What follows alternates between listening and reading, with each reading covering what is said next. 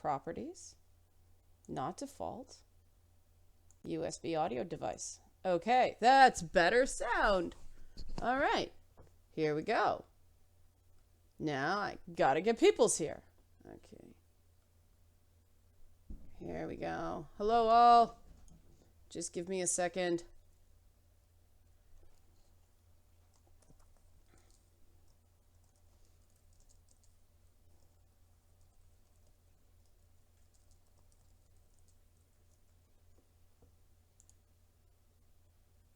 Go. And Facebook.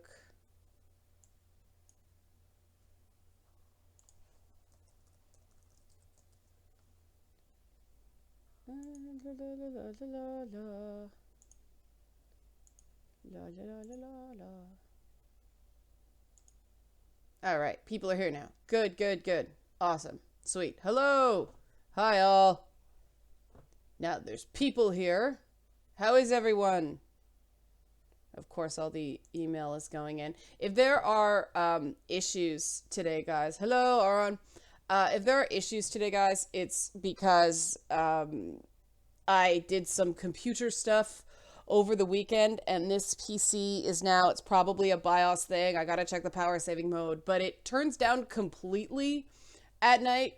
So when I came downstairs to set up the computer, it's still sort of waking up, which is really super annoying. But that's the joy of any sort of computer, anything, because I put in an entirely new motherboard because I upgraded the processor, and of course it was an 1151 processor, not an 1150 processor, which means entirely new board. And it's a really nice MSI board, but it does have its quirks, and it's not set up properly. Yeah, hello all. Yeah, the Beelzebub video was really interesting. The response, people really liked it. So much for gamers not being okay with women being funny. Odd that. But just so you know, my, yeah, and new Windows 10 copy on this machine too. Yay. It actually isn't. It wasn't a fresh install, but I had to put the key in to get it to go. Windows 10 had to be reauthorized. And of course, it was the upgrade from Windows 8, and it didn't accept my Windows 8 license. It accepted the Windows 10 license I bought with the USB drive, just in case, because I like my boot drives. I like my install drives. Hello, Patches. Yes, the amazing Patches has arrived. Yeah, because it's locked to the motherboard. Oh, really? Oh, that's interesting. Okay, that explains a few things.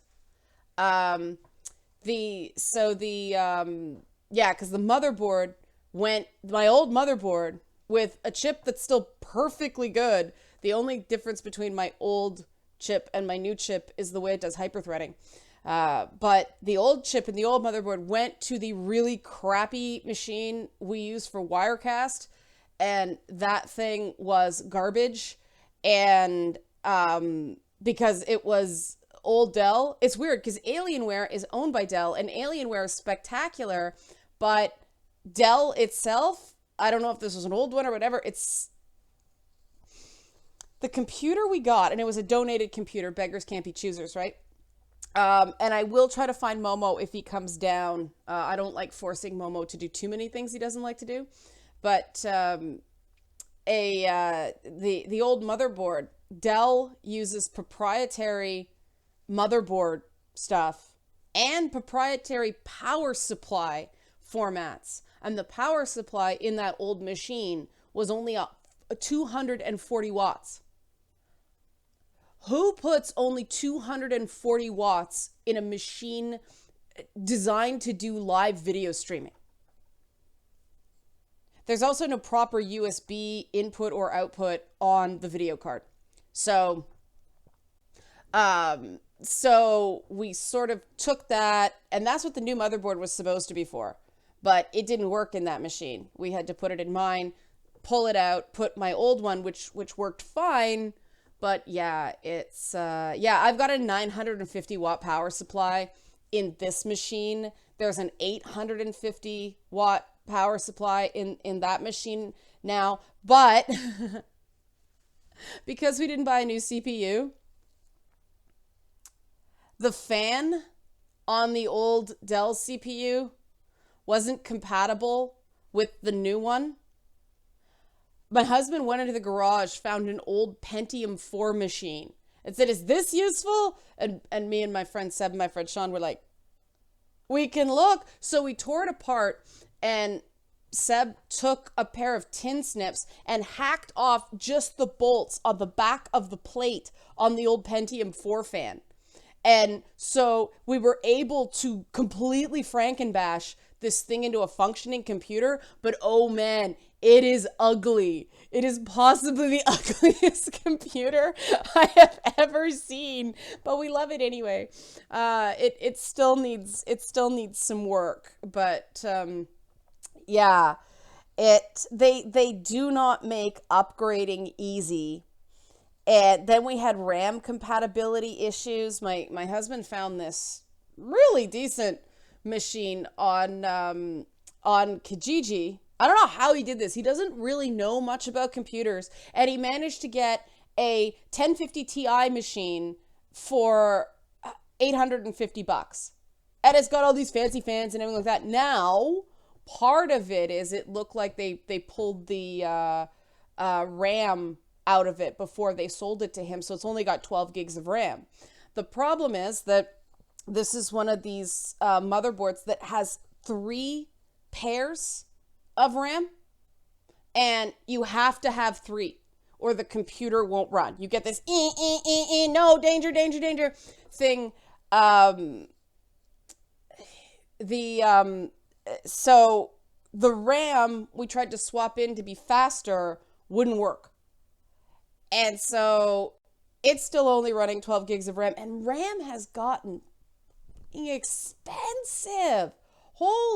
Since the last time I did substantial computer upgrades, the cost of motherboards and the cost of RAM have both practically doubled in price here.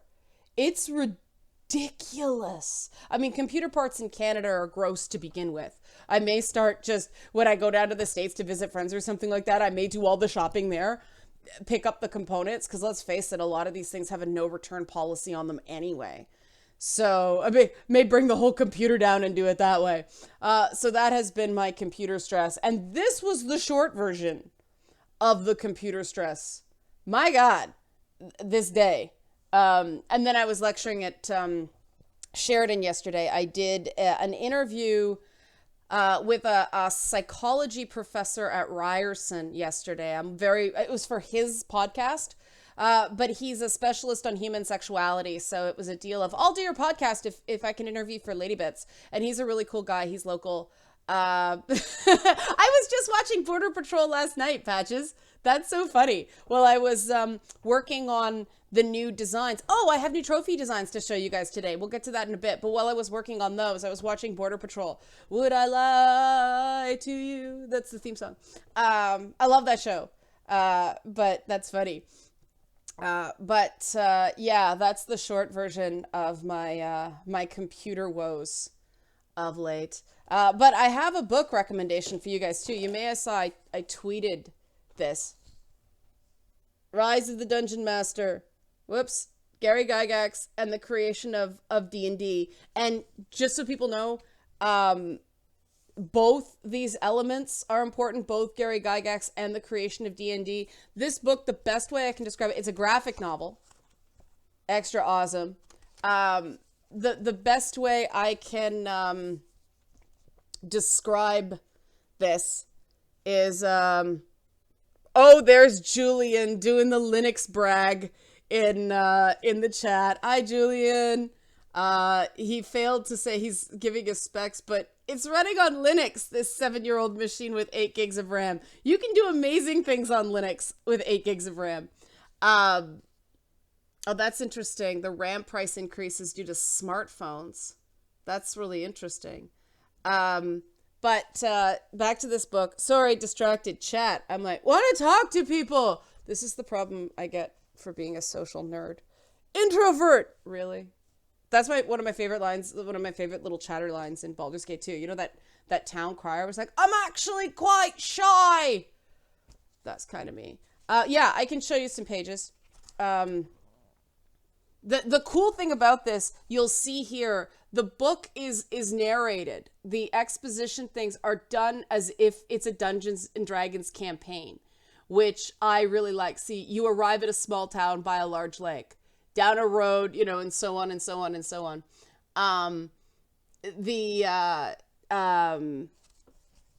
I really liked that, and it starts with, it kind of bookends with one of the last tabletop gaming campaigns that Gary Gygax ran.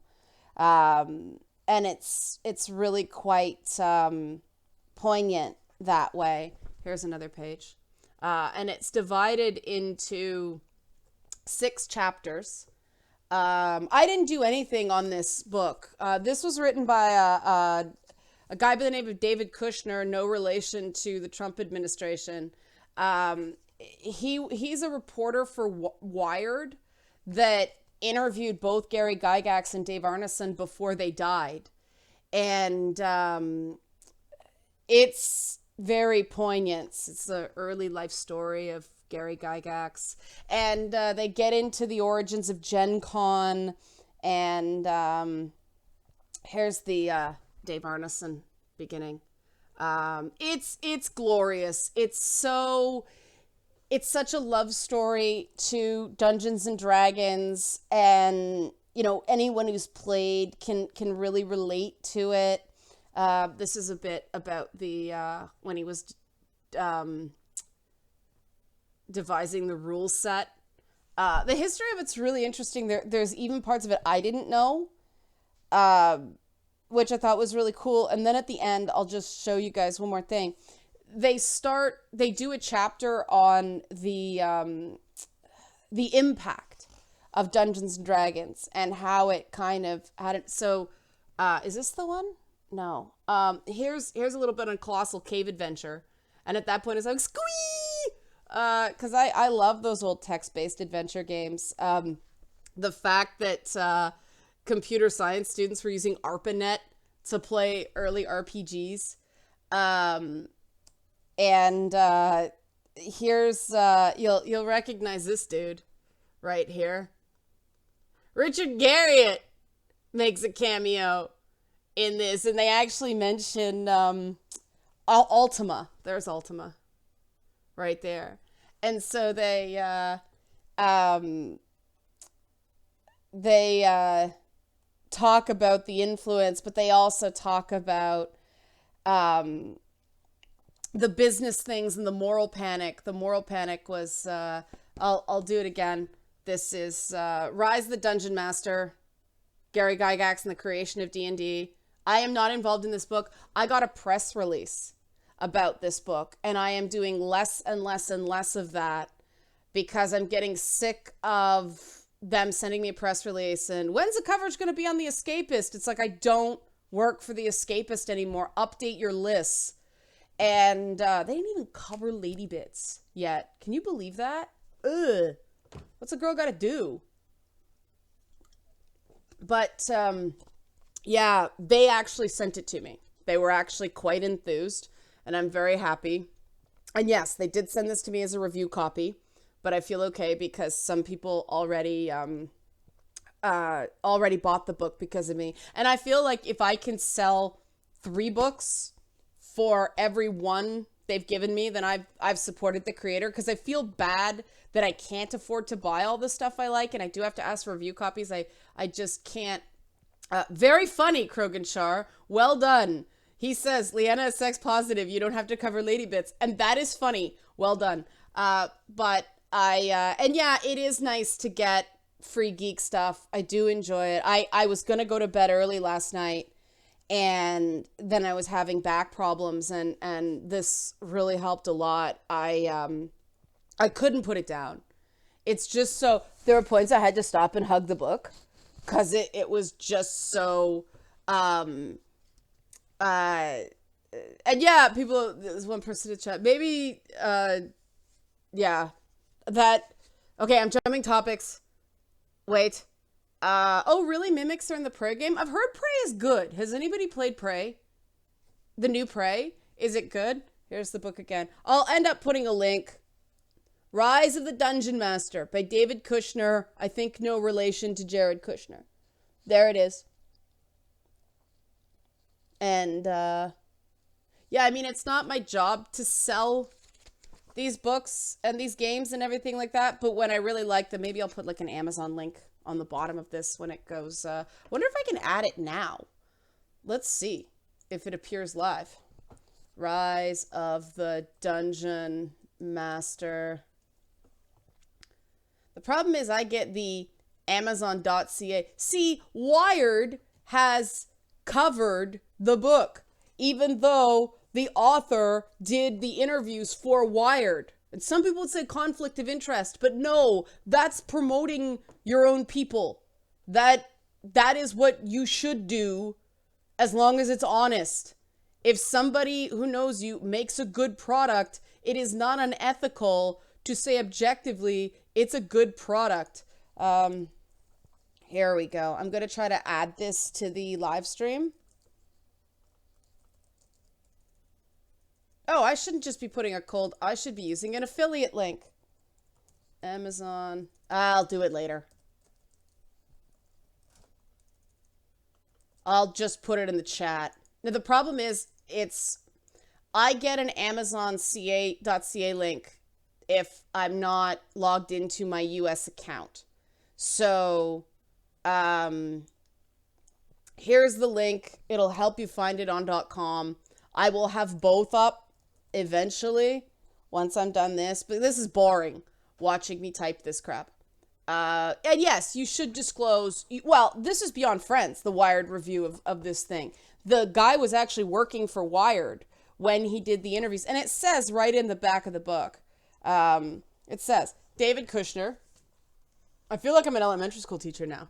I thought this was one of the coolest things that elementary school teachers could read this way. Jared Kushner is an award-winning journalist and author of many books, including 3 on gaming, blah, blah, blah, blah, blah. This book, see, is based on his 2008 Wired profile of Gary Gygax and extensive interviews with both Gygax and Dave Arneson before they died. So he's disclosed the association right in the book. And yes, Canadian Amazon is scary, but there is Canadian pricing. And it's by Nation Books. It is available as an ebook. See on the back. See Canadian pricing. Come on, camera, focus. No, I don't want it to focus, then it has to refocus. Leanna, would you consider... Okay. Is this enough? Is everybody seen enough of the book? We can move on? Yeah? Good? I hate the lag. I wish it was immediate. Now! Give me answers now! How about now? How about now? I'm being noober now. Yeah, Amazon Smile. Somebody asked, please use Amazon Smile if you can. They'll donate part of your purchase price to the charity of your choice. My Amazon Smile charity of choice is Jennifer Ann's group, who did, the owner of that, well, the founder of that charity did back Lady Bits. Full disclosure. But you guys may have seen Drew and his story on dialogue options. God, so many brands I'm dealing with now. I'm practically a one-woman network at this point. But yeah, Jennifer Ann's group is my charity of choice for Amazon Smile. If anyone's looking for it, yeah. And so I seriously couldn't put it down. Patches. Yes, I now have a PayPal through the FU network. The FU network is the other thing I work on, the thing I do Thursday nights, or did do Thursday nights. Well, we will be doing it Thursday night again with the Hooters party. But Patreon does accept PayPal, yes. There is also, I think it's funetwork.tv.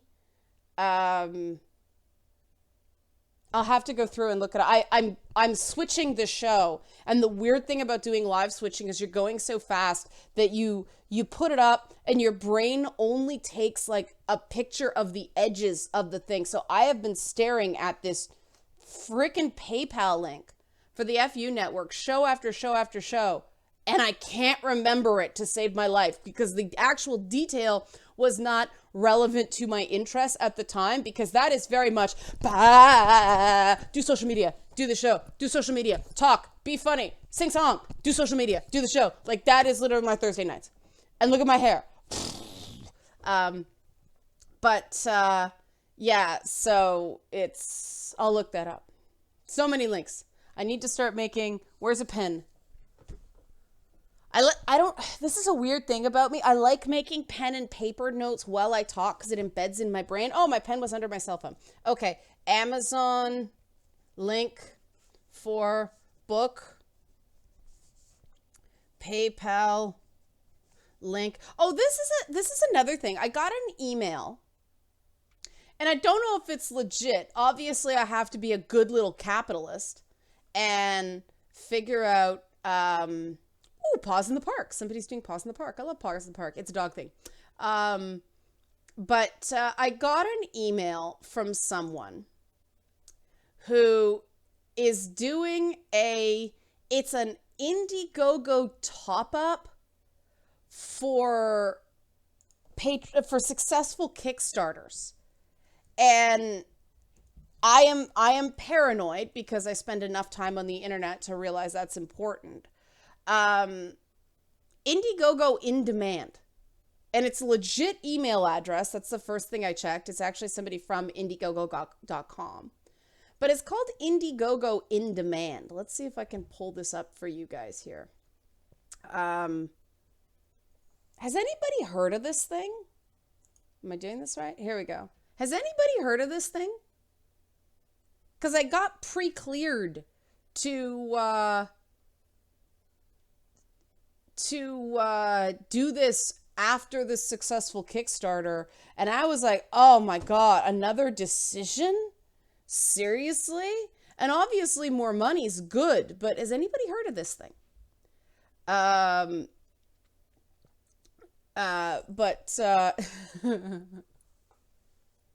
Fiendica says, whenever I hear Indiegogo, I just think of Middle Eastern strippers.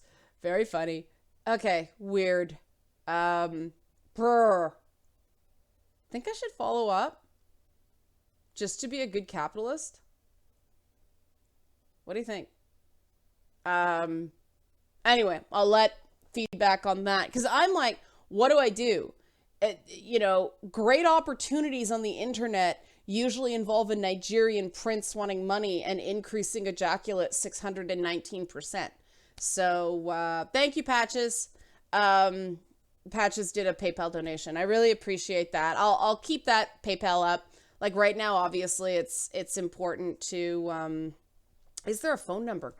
Okay, Andrew has an idea. I'm going to ask this email person for a phone number, and if they give me a legit phone number, then maybe it's legit. I just don't want to do any more crowdfunding campaign stuff. It's exhausting. Part of it is I'm just not good at asking for money. It feels. I just don't feel comfortable doing it. And one of the things you're supposed to do in Kickstarters, and I just lock up whenever I try to do it, is you're supposed to, yes, it will go to the series time to Japan. You're supposed to, what the crowdfunding experts tell you, is you're supposed to personally message people asking them to support your Kickstarter. And I just can't, I can't bring myself to do it. I mean, that's when the introvert kicks in, and that's when, the social anxiety kicks in. It's like, oh God, no. And I admit that some of the criticisms about, oh, she's just shilling, she's just another Anita and all that stuff, that did mess me up a little bit regarding that. I don't want people to think that's what it's about. I want to Is it really? One person says Beelzebub's the way they pronounce Beelzebub in Germany. That's really funny. But yeah, I'm not a salesperson. It doesn't come naturally to me. My big career problem has always been, I thought it was, here's the product. If you like the product, get it. If you don't like the product, don't get it. I'm not offended, you know? And people like, you have to do this, you have to do this, you have to promote. And it's like, I have to promote in a way that feels authentic to me. And it's tough because I know that some people don't trust this project because of the things other people have done. And that feels really unfair. But okay, jumping subjects. But I'll finish this thought and then I'll jump to something Yosei said because it's on topic, relevant to interests. As far as I'm concerned, we have enough funding to make this series. And I believe that when the series comes out, when Lady Bits comes out and people see that it is different, that it's not versus tropes versus women, the sequel, you know, if we fund a season 2, now it's a known commodity. Now we're going to be able to, you know, slingshot around the sun and do time travel the way they did in Star Trek 4. You know, I've tried to do things that are fun. I've tried to do things that are entertaining on their own because that way I feel like I'm providing an entertainment product. They're not just commercials. And then my husband cut that last Lady Beelzebub one. He actually started the video, said, what do you think? I'm like, fine. And so, yeah, he did use the word invest at the end, and I wouldn't have done that. So I'm just not going to share it on Kickstarter so I don't get in trouble. Commenter pointed that out. That's why I'm bringing it up. And so, yeah, I'm really hoping that season 2 gets a little bit more positive stuff around it. Because, I mean, I do understand that gaming sites don't want to cover Kickstarters, although they have. They covered tropes versus women up the wazoo. Now, we don't like to do it, but there are exceptions, meaning you're not our direct friend, so we're not doing it for you. That's how I take it. But my issue with that, and I hope people don't see this as personal. It's you guys know me. I take a concept and, yes, something happened to me that made me think of it, but this is not about me. This is about the concept. It's the overall thing. Gaming websites cannot say that they support women in gaming unless they're actually supporting the projects of women in gaming. They write all these articles in supportive of us in the abstract when they can paint us like victims. But when we have a project to promote, crickets. And I think that's wrong. And I don't care who that is. Even the stuff about tropes versus women. What were those articles about? Not the quality of the episodes, or some people would say lack thereof, but you know what I mean. It's not about the episodes. It's about Anita was harassed. That's not fair. That's not treating her the same way as any other content developer, any other content creator. That's treating her as a perpetual victim, not a creator. Because a creator you can agree or disagree with, you can take issues with, you can engage in respectful dialogue with. Sorry guys, my hair went in my shirt for reasons I don't understand. A victim is somebody you can feel good about feeling bad for.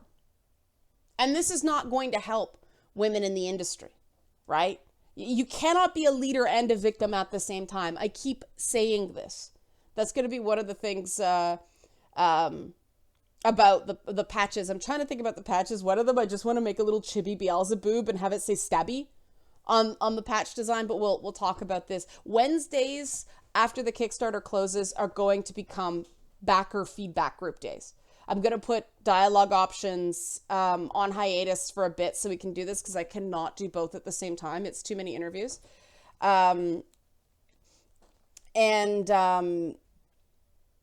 it's you know, that's one thing we're going to talk about. The t-shirt designs, the patch design. You guys will be getting a survey once the Kickstarter closes with the episodes you want to contribute to the most. You'll get to pick 3, and then your preferred time for these live streams. It'll basically work exactly like this. It will be an unlisted link. I don't know if we can do it through Kickstarter Live. It might be. If we can do it through Kickstarter Live, that'll be ideal, right? Except I don't know how you get the Patreons over there. We'll figure it out. But it'll be, you know, a link that people can come in and contribute at a given time, and that'll be it. It'll basically be, okay, guys, we're talking about the Lara Croft episode today, and I'll give you my basic ideas for the episode. I'll give you, you know, my basic bullet point ideas, and then we'll just open it up to general discussion. And, you know, people can either elaborate on the points or offer a completely different counterpoint, because the great thing about the Beelzebub character is it is literally the devil's advocate. You see what I did there? And so that's, you know, that's basically how it's going to work. And I'm looking forward to that, because I'll just be making crazy notes all the time. It's, you know, the ideas are gonna come from that, and I'm really looking forward to that, because I mean, one of the bits that came out of Gamergate. Oh, I said it. No. One of the things I heard over and over and over again is people didn't feel like anybody in games media and extended games media. Yes, it was on gamesindustry.biz, and that was because, again, it was a direct relationship where someone's like, we're going to do something. Thank you. And that person isn't even a gamer. There's somebody I trade animal pictures with.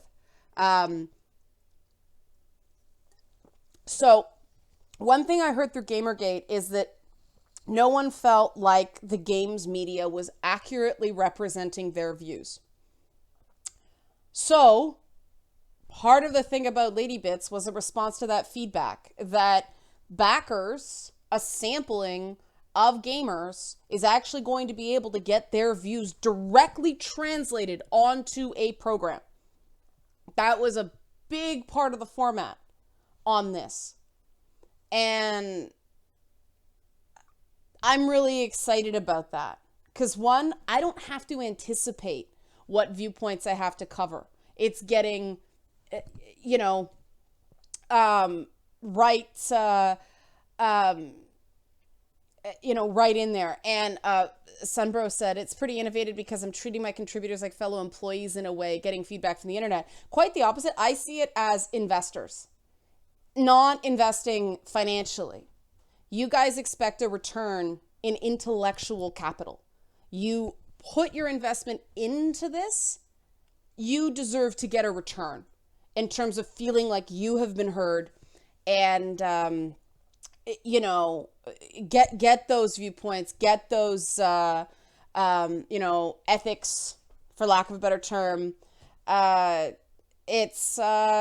looking forward to it. I'm really looking forward to it. It really is going to be a collective effort. And I'm going to be so happy when I'm actually putting those names on the set.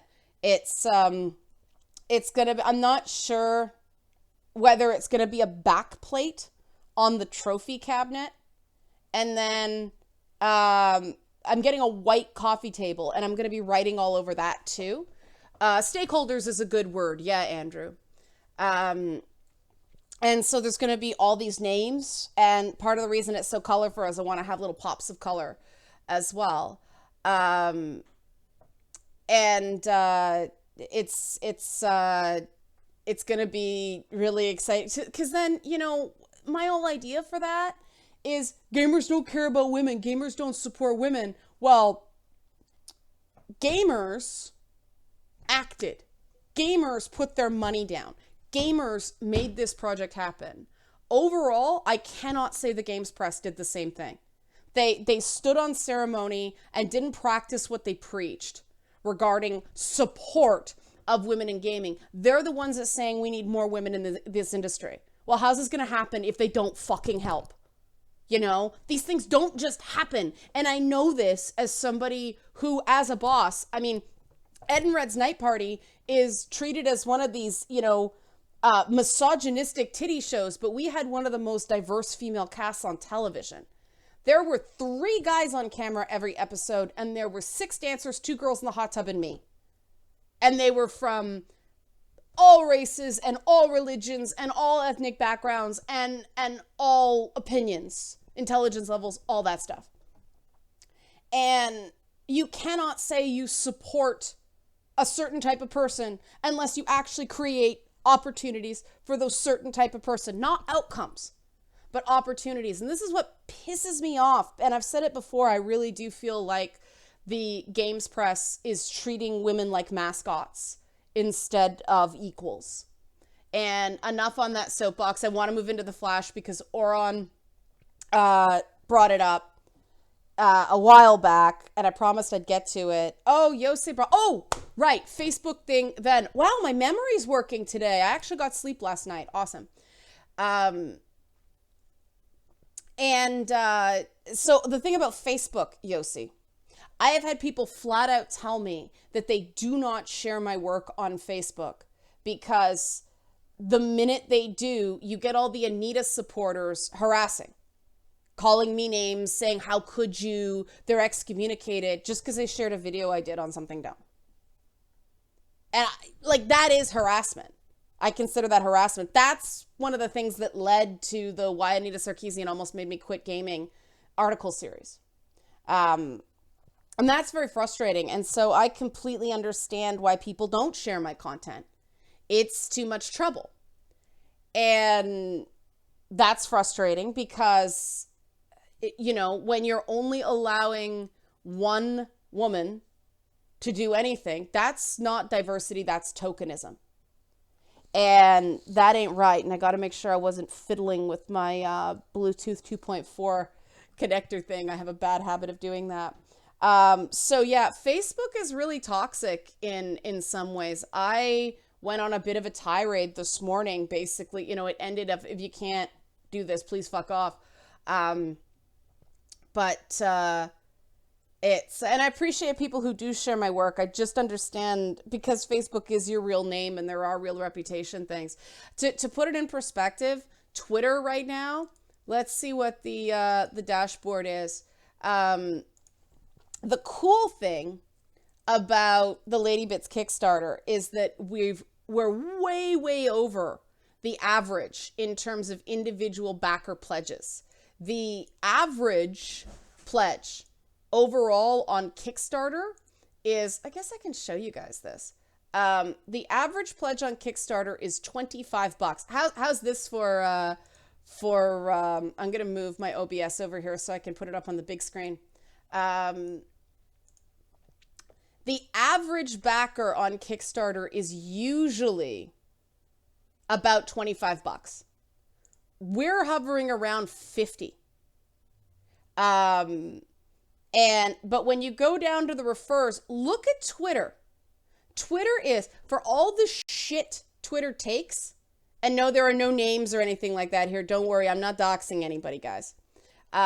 This is also interesting. Look at the amount that is just my own social community, just from people sharing, versus how much Kickstarter itself brought in. So Kickstarter is taking about 8% of all the money I make to bring in 24% of the money I make. That's okay. I'm still making money off Kickstarter, but I expected more from Kickstarter as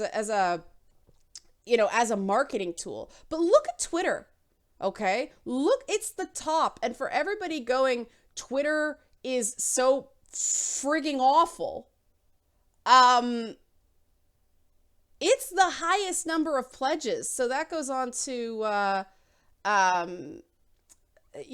Twitter just being loud, but it's direct links for other people. YouTube look at Facebook, 23 paltry people.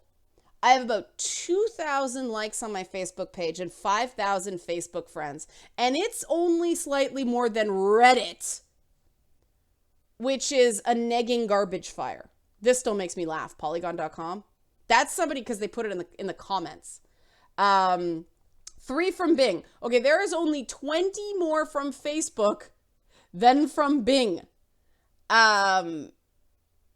Oh, that's funny. Julian's family was like, what the hell's a Beelzebub? Yeah, it's so it is what it is, right? But I think that's pretty interesting metrics. Hi, Sean.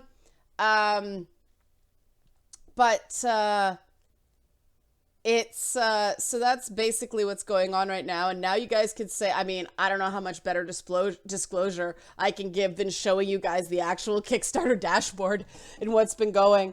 And the arc is pretty standard for yeah, Patches, I know.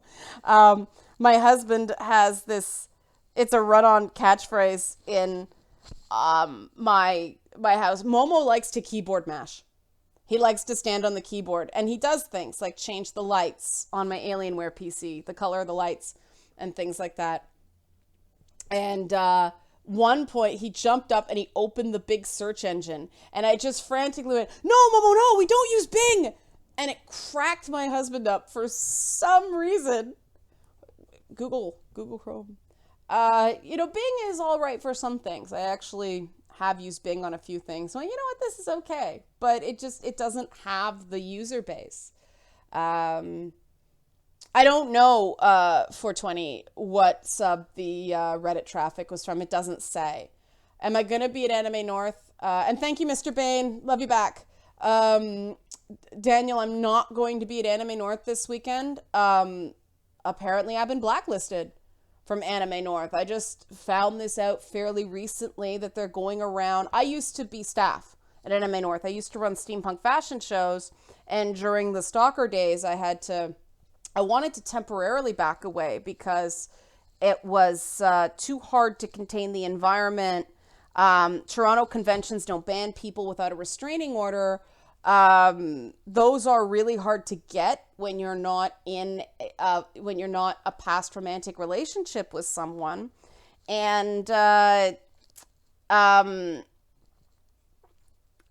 said, I got to take a year off. Well, then a friend came to me and said, "Are you quitting Anime North?" And I said, "I'm taking a year off." Well, they asked me to be your replacement.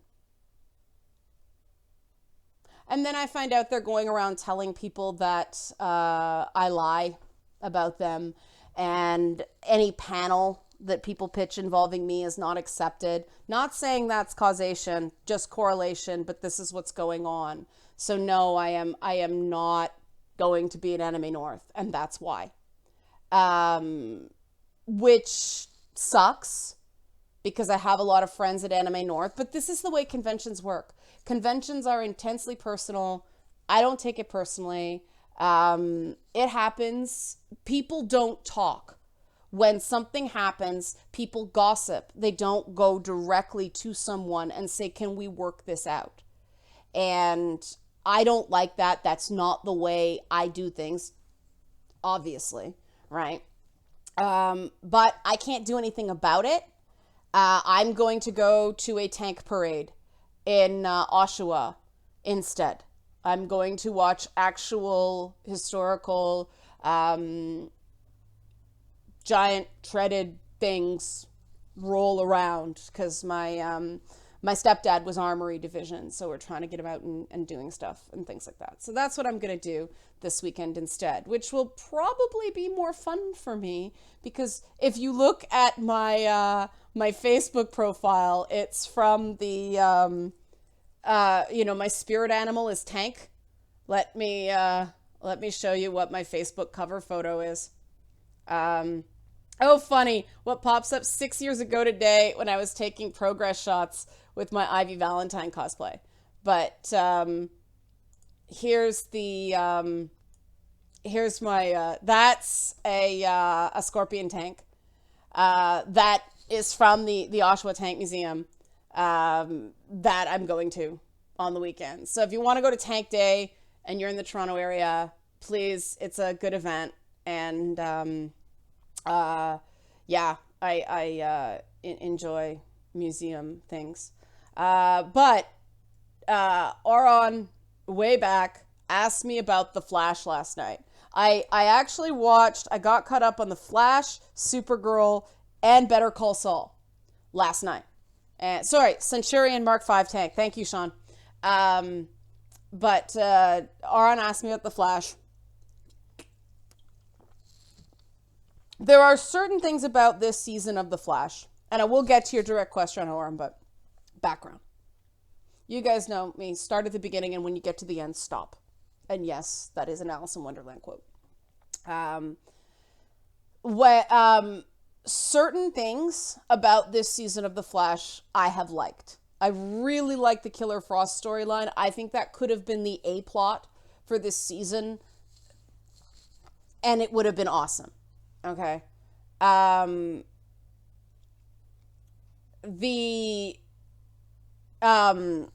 Yeah, it's amazing what happens when I sleep. I remember things. Wow, this is what I'm normally like. This is how sleep deprived I've been lately. I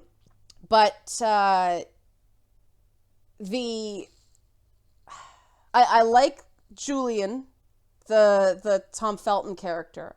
I like his addition. Everything with Cisco, I am completely biased about. I love Cisco. He's my favorite character on the show. And there were a few other things I really enjoyed. One of the things I really enjoyed was that female scientist character, Tracy, and the kind of cute little relationship they were building up with H.R. Wells. And for people who don't know the show, Harrison Wells is the Kenny of the show. They keep killing different avatars of him. And this season has been this Savitar plotline, who's a villain from the comics. I think he's something of an ex machina villain. I've never liked Savitar. I've never liked the idea of Savitar. I wish they would start telling their own stories on these shows instead of just shamelessly borrowing. I much prefer what shows like Elementary do, where they make little references to the source material, but the stories are original. And so Savitar, I wasn't real jazzed about to begin with.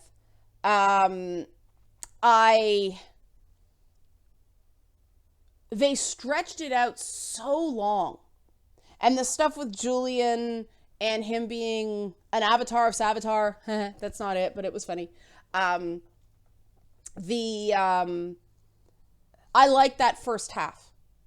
But then they did a fucking save the cheerleaders, save the world bullshit thing. And the problem with those elements, the thing Heroes screwed up on is we finally got to that moment they were flashing forward. You have to have that moment happen. And I've seen that used so many fucking times. And the problem is that we had to watch the Flash, the love of Barry Allen's life. And they did kill Iris West in the comics. They did. And everybody was mad.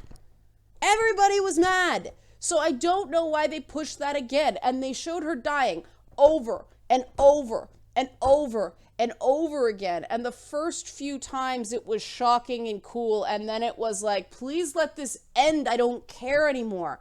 About 5 episodes before the end of the season, I stopped caring whether Iris died. And I stopped caring who Savitar was. I said to my husband that no matter who Savitar is right now, it's just going to be a big disappointment because I don't care. I really don't care anymore. And I don't know if you guys saw those memes of Kermit and Palpatine Kermit. And so this is basically The Flash. That's on. I summed it up as this entire season of The Flash can be, described by that Spaceballs line. Evil will always win because evil will always triumph because good is dumb. They had characters do things that were so incredibly stupid to shoehorn things into the plot that don't make sense. These people are all scientists. They are geniuses. Why are they so dumb? Legends of Tomorrow is, there's some people who they've determined they're not very smart. And so when they do something dumb, okay, they are not smart. I accept that. But these people can clutch hit a victory seasons 1 and 2, and all of a sudden they're morons. And they built some really great stuff with Julian and Caitlin and HR and Tracy, and they blew it all up in the finale just to have that freaking cliffhanger. And then they did the exact same twist on Supergirl 2 days apart. And they do these stupid cliffhangers because they want to retain their audience over the summer. People's attention spans aren't that long, guys. They don't care. And has everybody seen it who's going to see it? Because if so, I'll say the big thing they did to Schrodinger's Iris. Because otherwise I just won't say it. And I'll say how I felt about it. But I'll just say how I felt about it. I felt like it was cheap. I felt like they swapped one death for another. And I actually tweet, if you go back to my Twitter feed that night, I actually went, this is not better, the Flash finale. I was angry. The Savitar, people at chat is saying, go ahead and say it. I'll put a spoiler warning on this. Here we go. Gonna add. I'm making notes. Spoiler warning for Flash finale at, what time is it? It's 56. Okay, there we go. Oh, sorry, 005156, right? You have to put the 00 in this sucker in YouTube. That's the mistake I always make. Okay, so what ended up happening was Savitar was a copy of Barry Allen, a time remnant created in the future to stop Savitar. The idea is that Barry broke time so much last season in this that there were all these consequences. And I really don't like, thank you, Mr. Bain. I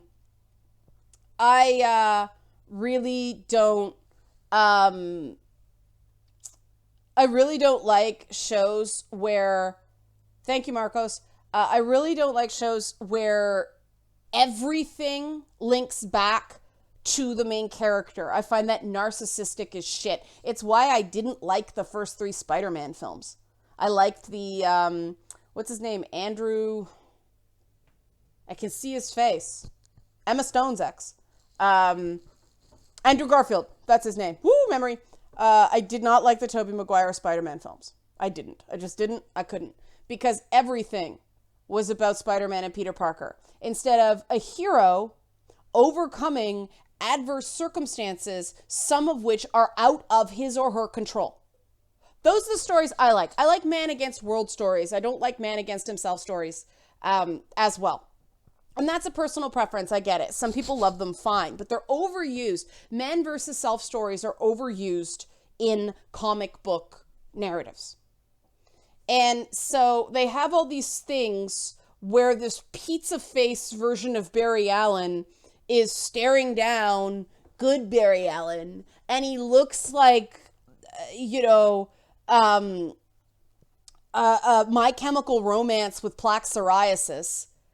The Flash caught because it's a happy show.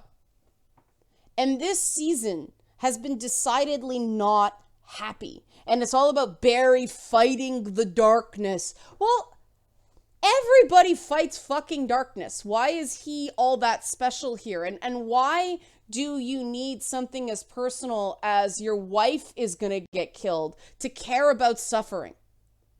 I also think it was a mistake to pull out Captain Cold from The Flash. I get that I love him and Heatwave who is not Heatwave anymore. It's funny because Heatwave went from being one of the weakest characters on Legends of Tomorrow to one of the strongest. It shows they can fix a character. But bumping Snart out of that universe continuity was, I think, a mistake. Just because him and Grant Gustin and Wentworth Miller work well together on screen, and that is not something you can just replace. Captain Cold is to the Flash what the Joker is to Batman, what Lex Luthor is to Superman for me. And as much as I love King Shark appearances and as much as I love Gorilla Grodd, it's freaking Captain Cold. It just is. And so bumping him out shows that the show is kind of losing itself. And so what ended up happening, last week I was pissed because your downer moment in a Flash episode should come in the middle. Just like a Disney film. Mufasa dies and everything's sad and Simba's all... And then the next thing you hear is yelling and the next thing you see is Pumbaa's butt while they're running and then it's a funny thing. That's the way the Flash should work. They ended on Iris's death, failure. And it felt cheap. It felt cheap and it felt fake. And immediately... on the internet, this fan theory popped up that because they introduced a transmogrifier in the episode, hint, hint, hint, out, and of course, H.R. Wells sacrifices himself, switches places with Iris to redeem himself for screwing up the plan. And I was pissed. I get that they've established Wells is because they killed Harrison Wells twice before. The original Harrison Wells was not Harrison Wells. He was Eobard Thawne in disguise, who is doesn't matter.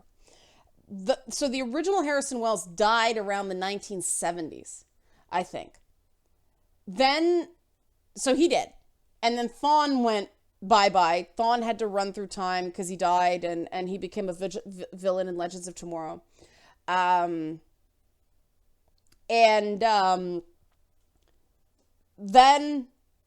they brought in Harry Wells from Earth 3, I think, to introduce Jessie Quick, who is a cool character. I don't know why they pulled her out because her and Wally were really cute and I like Jessie Quick. And I like the actress they hired to play Jessie Quick. I think her and Firestorm, Martin Stein's daughter, Lily Stein on Legends of Tomorrow, are really great casting.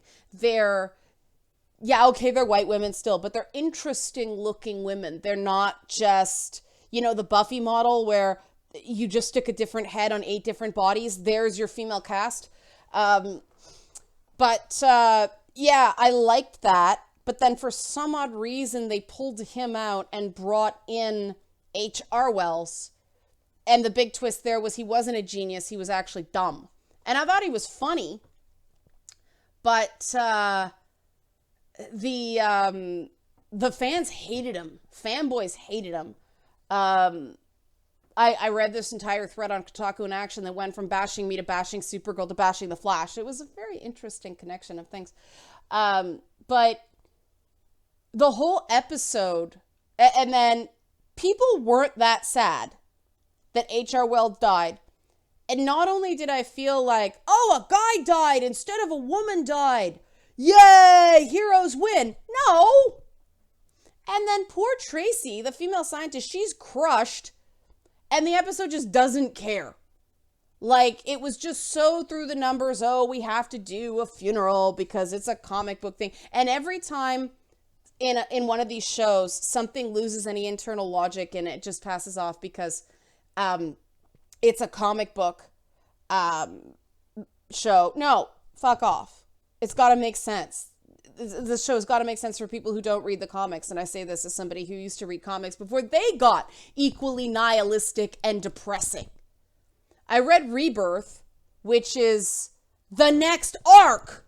Oh my God, there are no more Flash stories? You've got to go current? Are you actually using these shows to sell comics? This has never worked, DC. Not once. People who watch shows, watch shows. People who read comics, read comics. They don't have to be connected. And what are you going to do afterwards? You might have to write your own stories, and you haven't shown a lot of aptitude for that. Why are you doing Rebirth? But for those of you who don't know why I'm saying why you're doing Rebirth, because of that end where Barry Allen goes into the Speed Force. I remember it being Wally West in the books, but I mean, okay, Jay Garrick coming out of the Speed Force at an opportune moment in the finale was great, but it was so eclipsed by stupid in the rest of it. And I agree with the people who said they didn't even get a wedding. At least on Once Upon a Time, before it shit the bed this season, they gave them the happy wedding. And I was like, okay, if Once Upon a Time ended now, it's the way I felt about the 4th season of Chuck. The show ended for me there. So fine. You know, Emma and Hook get married. Everybody's happy. Everybody's plot lines close up. Now they've completely shit the bed on this show in future seasons. I'm going to give it a chance because I like the costumes. I'm not expecting much. But fine. We got a satisfactory ending in my brain where even if everything else is shit, like the 5th season of Babylon 5, we still had a contained chunk of good. I can put this good in the box and say, I'm happy. And that's what entertainment is supposed to be. I agree with what Aaron said in the comics that triggered this whole, in the comments, the chat, that triggered this whole rant. That, yeah, there is an element of male disposability in the way they chose to go with this outcome. It's a little, how do I put this? It's a little tempered by the fact that Wells is the Kenny of the show. But yeah, I can't cheer that a guy died instead of a woman. It made me really angry. And I mean, compare that to the Supergirl finale, which ended very similarly. It's almost like they're gonna do a Legion of Superheroes spinoff. Because what happens in the comics, for people who don't know, Mon-El, who was the big surprise of this season for me, I was not expecting to like him. He started off as a jerk, and it's like the actor they cast for him was so likable. It's like they went, oh, we got something we didn't realize here. Let's run with it. But he gets sucked into this wormhole at the end. What happens in the comics is Mon-El gets sucked into the Phantom Zone because he has lead poisoning, because he's a Daxamite, and Daxamites, their weakness is lead. Lead is like their kryptonite.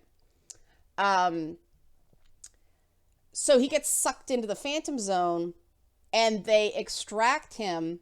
I think it's Superman that pulls him out in the 30th century when they finally have a cure for his lead poisoning. And then he becomes part of the Legion of Superheroes. So if they're doing a Legends of Tomorrow spinoff, not a Legends of Tomorrow, they already did that. If they're doing a Legion of Superheroes spinoff, awesome, because that is such an underrated comic. It's up there with X-Force that became a Statix in Marvel. I love that comic. And I think it's one that would adapt well to television. I don't think all of them would. I don't think you can really do Secret Six on TV unless it's something that it's on like Netflix or something like that, or AMC or something like that. And they have shown the Legion ring in episodes of Supergirl and things like that. But before that happened, it was like a superhero Rumble in the Bronx meets Wrestling Royal Rumble. It was like, remember those awesome pay-per-views where it was just like 30 guys like beating on each other in the ring? It was just all this the whole time it was just chaos. They had Supergirl fighting Terry Hatcher. Yeah. They brought in Dean Cain and Terry Hatcher to the show as different characters, and Terry Hatcher was the villain, and I thought she was freaking awesome. But they're like fighting, and it's like a serious fight, but it started with like Superman and Supergirl beating the epic shit out of each other. Like, they made it look like they hurt, and they put this like concussive blast, and they weren't punching like ninja punching. They're just boom, hammer punch. Like, they're wailing on each other like this. It was like somebody played a lot of Injustice and put together a clip reel and went, do that. And, just a brawl in this fountain, and they're all wet, and it boo, boo, boo, boo, and they work Zod in a hallucination. And then Terry Hatcher and Supergirl start beating the crap out of each other. And there's explosions and spaceships, and Martian Manhunter wakes up and he starts kicking ass, and then all these Daxamites come on, and they had these weird lacrosse bat type weapons, which I didn't love. But then, Martian Manhunter gets to kick the ever loving crap out of a bunch of Daxamites, and the big twist is because Miss Martian, who is another potential Legion of Superheroes character, shows up with this small army of white Martians, and they start beating the piss out of the Daxamites. And so it's just, the streets are filled with fighting, and this is happening, and stuff, and that is a superhero show finale. Explosions and punching, and hell yeah, you have to open up a can of whoop ass on that finale, because that is what's going to bring people back. That feeling in your gut that was freaking badass. That's what retains your viewership over the summer. Yeah, Jam Cow. The Jaffa Staff weapons. I think they just ran out of money and like stick a dustbuster on a pole and paint it silver. There we have a weapon. And then, Callista Flockhart was Callista Flockhart, and it turns out that Cat Grant actually knows who Supergirl is, because she's not stupid. There's no forced stupidity in that show the same way. And Lana Luthor? Blanking on her name because there's Lana Lang and Lana. Anyway, Lex Luthor's sister doesn't suddenly forget her mom is an untrustworthy so-and-so, and like, people did things that made sense, and there was still drama, and there was still excitement, and bad things still like peril still happened, but it didn't seem forced. And I will say that more things even happened in the Flash finale this year than this entire season of Better Call Saul. What went on with that? There's been some great moments, but do I really need to watch TV of people picking up trash for 7 solid minutes before something happens? I thought this third season of Breaking Bad was the worst as well. Now, I was no fan of Breaking Bad to begin with, but I really think that people forgot that the production team has forgotten that Better Call Saul should not have the same tone as Breaking Bad. It's a dramedy. Bob Odenkirk has fantastic comic timing. So keep your plot exactly the same. Just have one of those love stories to media scenes, like the Wavy Tube Man scene in past seasons. The one where he did the commercial, his first kind of public appearance as Saul Goodman. That was awesome. And all that stuff, the sort of local commercial stuff. It's such a love story to local television. It's great. But it's been so slow. And I see these critics praising the slow pace. And it's like, no, it's masturbatory. Someone in the chat asked if I hate Skylar. No, I actually identified a lot with Skylar, and I felt like the show was trying to convince me to hate her. And the difference between Chuck on Better Call Saul and Skylar, Walter White's wife on Breaking Bad, wasn't that advanced a show, was that Skylar had 2 children to consider. And everybody, like, the hate because she wasn't supporting her husband. She didn't sign up for that. And I think a lot of people forgot that, the way U.S. drug laws are, the way the RICO statutes work is if he got caught, they'd lose everything. They'd lose their house because it was bought with drug money. She would lose her ability to care for her children. And yeah, they put that stupid thing in that she was at home making clay things on Etsy or some shit at the beginning of the season. I wish that they hadn't done that. That was kind of a weak start. But it was supposed to be kind of an affluenza thing. I get it. But it started the character off in a really weak place, I thought, in terms of Skylar. But, she went out there and she did work when she had to. She worked at the car wash and everything like that. But that business would have been gone too. That business was started with drug money. And Walter White created a house of cards. Like, at the end of that show, she's left destitute. She'll have everything taken away from her because it's all going to be seized because of RICO statutes. He did nothing. He did not leave a nest egg for his family. He failed. He was not a badass. He was a selfish asshole. And someone in the chat said Skylar would have been a bad mom if she supported Walter. And that's very true. That a parent's first responsibility is to their children, not your spouse, your children. Because you made the choice, and this is why I'm pro-choice, you made the choice to bring that child into this world. Nobody forced you to do it. So when you have a kid, that's got to be a conscious act, and that is your commitment for the rest of your life. Your responsibility is to your children, not your spouse. And if your spouse does not have the same priority, then what's wrong with them? And they did finally. I was waiting for them to have that moment of realization that Walt didn't do any of it for his family. He did it for himself.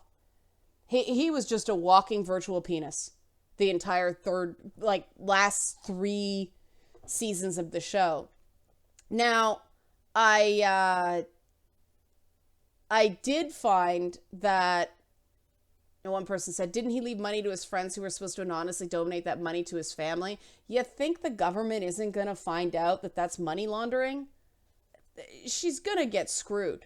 Now, Chuck, over in Better Call Saul, Chuck has no children. He has no dependents. He's a really interesting, I can't figure out if Chuck is a lawful neutral or a lawful evil character.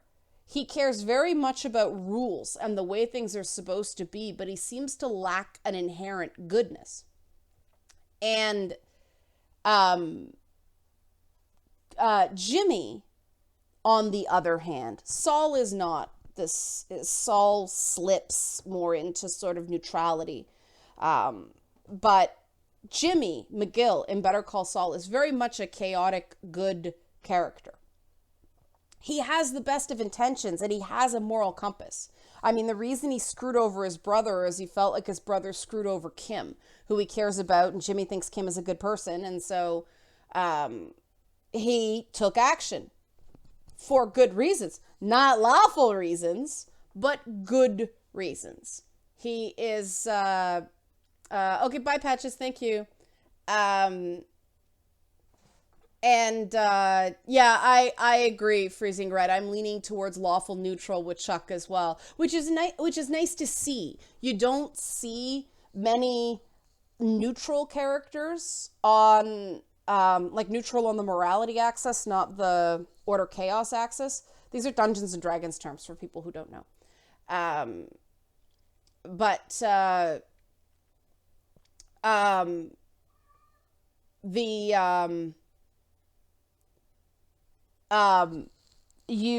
there's some interesting stuff going on in the chat, but I realized I'm not going to jump in. I'm just going to let them talk. And the only type of neutral character we see on TV is like the chaotic neutral characters are like crazy ones.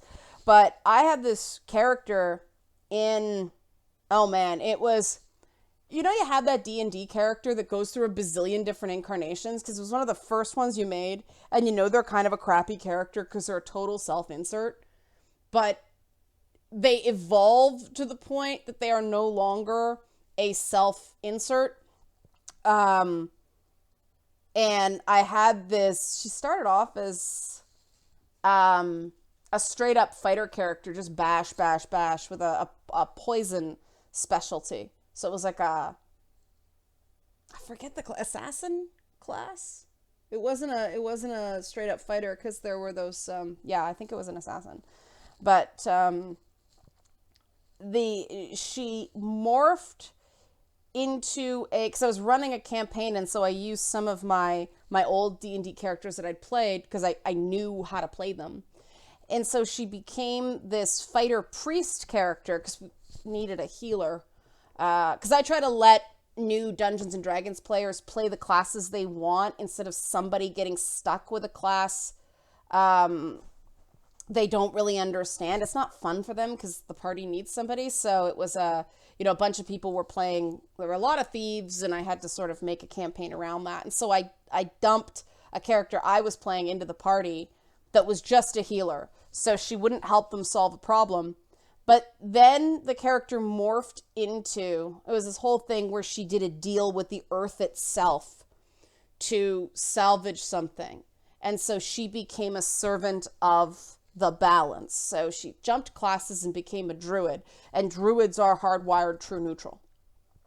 And so it was this ongoing thing of her constantly fighting with the balance, of the balance dictated by the Earth Mother. So sometimes she'd help the heroes. Sometimes she'd have to actively work against them so that the balance would be restored. And it was a really fun character to play, but neutral characters are really difficult. Because it's not that they're amoral. It's that they believe in balance. And I think you find a lot about yourself experimenting with classes in Dungeons and Dragons. And that's why I love it. Like, I've discovered a lot. I had a really interesting experience in Vampire the Masquerade as well, experimenting with statistics. Like, okay, I'm going to make a really physically weak character.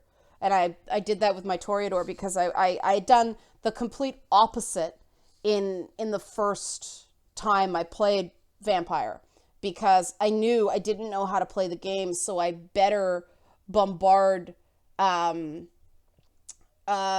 character with a ton of strength points so I can be out in the sun for like a billion freaking hours and not die because I'm gonna suck. And so my first character was a gangrel and all that stuff. My second one was his Toreador, and the backstory for him was he was the guy in the Chamberlain's Men in Shakespeare's theater company. He was the guy who played the women. That was my Toreador character. I think somebody has, Tomas, mapped political theories on the D&D ethics scale. But yeah, I learned through this Vampire the Masquerade Toreador Craven Coward character that I thought this character was going to be like staked or like permadead very quickly. But what I discovered playing this character who would say anything to basically endear himself to whoever was right in front of him, and when shit got real, he just ran away and whimpered.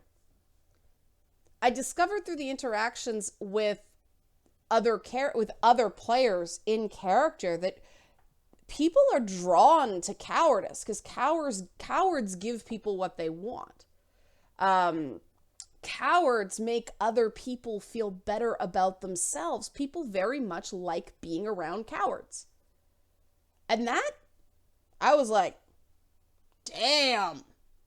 One of these days I want to write a book called The Tao and Day of D&D and talk about stuff like that. It's inspired by, I don't know if you've read The Tao of Pooh and The Day of Piglet, adorable little books talking about Taoism through Winnie the Pooh.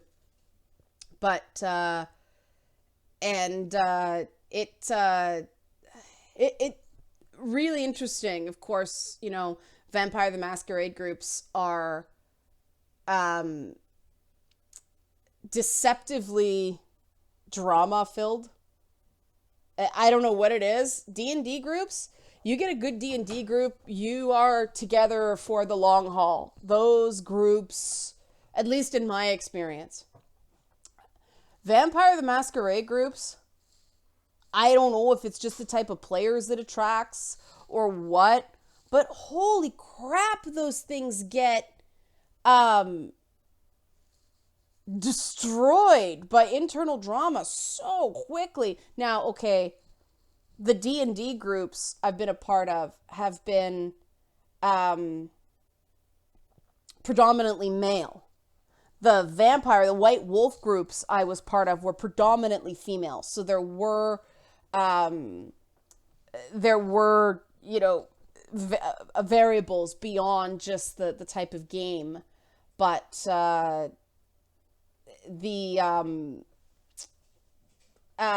it was interesting. It was interesting to jump from Dungeons and Dragons to the White Wolf system and see the different player base it attracts. I actually terrified people in a World of Darkness noob LARP. I got pulled into oh, that's interesting. Oron had the same experiences as I did with White Wolf groups.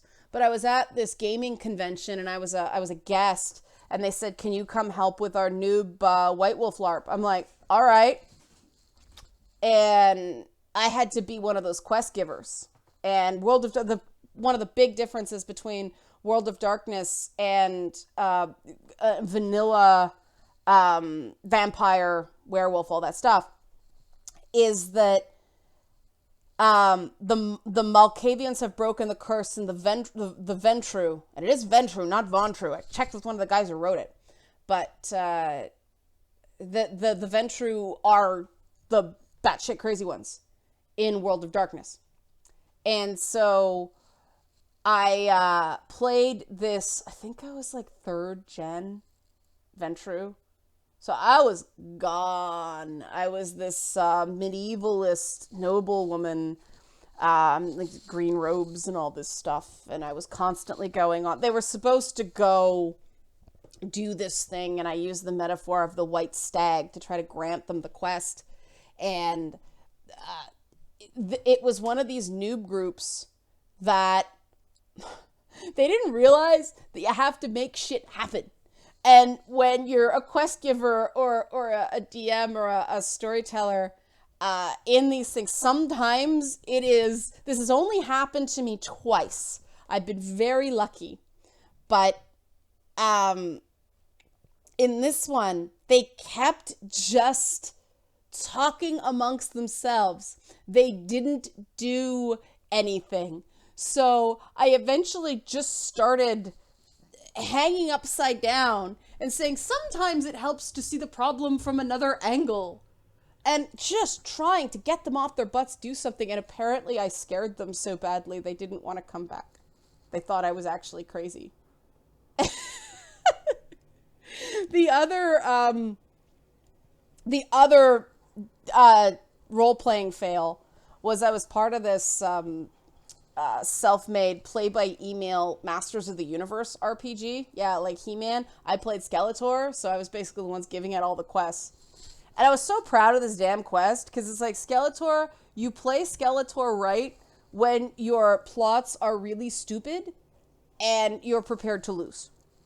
And so I came up with this thing that Skeletor magically enchanted all these goats and released them on Eternia. And so all these magical goats were just consuming everything in the castle. They were eating the silverware, they were eating the drapes, they were eating all this. And, Skeletor's like, my plan is working perfectly. And it was Stinkor and Merman. And the guy who played Merman was great. He had the whole, thing going on. And the villains descended into this smut, debauched, because nothing was happening. Because all the heroes were just fighting over themselves, and I basically had to blow up my own plans Skeletor style because the plot was too complex for these players, and I was like, damn. Okay, most of the time my role-playing games go much better than that. I haven't done it in a while because I lost my gaming group. A member of my gaming group moved to Australia, and she was great. She was awesome. We really clicked because we both like monsters, and we didn't really care about winning so much. We just wanted to have a freaking blast. And that's the nice thing about tabletop games you don't get in computer RPGs, is that at least the way I DM, I want my players to win. I want my players to have a good experience. And so I will adapt the campaign on the fly to give the players an enjoyable experience. And so you have to give the perception that it was really difficult, the perception that you could lose, but let them win at the end when they seem to be putting in an effort. How did I sabotage Skeletor's ingenious goat plan? What I ended up doing was that they kept trying to just collect the goats and stop the goats from eating, and they weren't getting it. And so Skeletor got frustrated that nothing was happening, because how can it be a good plan if he doesn't get any credit for it? And so Skeletor finally showed up and yelled at the heroes for basically being stupid and not appreciating the beauty and poetry of his magical goats plan, and that triggered a fight where the heroes could defeat the bad guys. That's how I blew up my own plan. I just used Skeletor's ego against him. I loved playing that character. That was so fun. Like as a campaign designer, it was so fun, that setting, because he's just so, you can do anything with him and just chew the scenery so badly. And it's one of the few voices that female DMs for men don't sound really stupid doing, because it's so up here, He-Man. You're not trying to be way down. It just doesn't work. Yeah, it was a lot of fun. It was a lot of fun. And the nice thing about things like that is you're being silly. Like, a bunch of adults are getting together and being silly. And I actually got into it because when I was doing Ed and Red's Night Party, it was so much improv comedy. Very little of that was hard scripted. And I was losing my ability. My writing muscle was atrophying. So I wasn't, when I had to go and actually write dialogue and perform dialogue, I was really rusty at it. So I started doing role-playing again to get back into designing stories, to telling stories, and they're interactive stories because they're my favorite kind, but I still had to, plan the settings and do a beginning, middle, and end and all that stuff. Because I used to do that all the time, but work gets so busy that, my writing ended up being joke writing. And it was very much on the fly, like boom, other than the scripts for Fromage, which were, again, very much responding to what was going on. I wasn't creating a world. And those were really fun. I really think that send Shaun the sheep to stop the goats. I would have accepted that, Alan, as long as Shaun the sheep had a proper He-Man name. So something with a hyphen. The Shaun Sheep Redemption or something like that. I don't know. As long as you can give it one of those funny hyphenated names, done. Awesome. Yeah, I have not talked very much about Lady Bits today. It has been story time. Hope you guys enjoyed it. Let me show you the new trophy designs, because I just checked and holy shit, we're only $1,500 from that stretch goal. That is so awesome. What's my favorite type of role-playing character? Okay, I'll answer this while I'll pull up the other things. My heart is with... Oh, God. I don't have an absolute... Back in the day, when I first started playing, my first ever D&D character was a mage kit. It was a mage. My heart is with mages, if I'm going to be completely honest with myself. Why is it not in the Creative Cloud? Fuck. Okay, I gotta pull it. Oh, wait, maybe it's in a Photoshop thing. No. Why? I'll pull it up and send it to myself. But over time, as I have played, I got more and more into thief class characters. And then when 3rd edition came out with those high level, the plus 18 level epic hero perks, the priest class perks on 3rd edition D&D were so fucking awesome that all of a sudden I was all priests all the time. So I've had an evolving preference with classes, and that's just because of how long I've been playing. I started playing in the AD&D 2nd edition days. If you guys are wondering what I'm doing, I'm trying to find this. Okay, there it is. It's supposed to be in the Creative Cloud. That's annoying. Let's see if it'll upload now, if it'll update. So one person said Paladins of the Patriarchy. I love my D&D Paladin character though. My Paladin character was named Felspar de Longpré. Felspar, of course, means fool's gold, because it was my... oh, wow. See, people in the chat are coming up with ways to defeat the magic goats, and it is awesome. And see, this is the stuff I was expecting. One person said, Odysseus says, the trick to taking out goats is you slather them with tin can glue and they'll eat themselves to death. Yes, the goats would have started eating each other. And Ram Man could ram the goats, but then the goats would have become kind of amorous because goats butt each other. So that would have been taken as some sort of mating ritual. And so Ram Man would have had a hilarious subplot on his hands, you know. But see, you guys do it right. Yeah, my paladin was Felspar de Longpré, and he was dumb as a box of rocks, because paladins of Helm don't need to be smart. They have their faith. And so his logic is so rudimentary. What would Helm do? Sort of thing. Yeah, there was a lot of mating rituals in that He-Man game. Just saying. The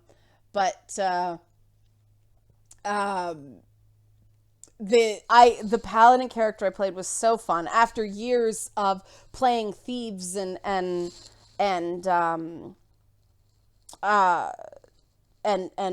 mages who were often quite cunning and intelligent, playing a butt stupid paladin was a lot of fun.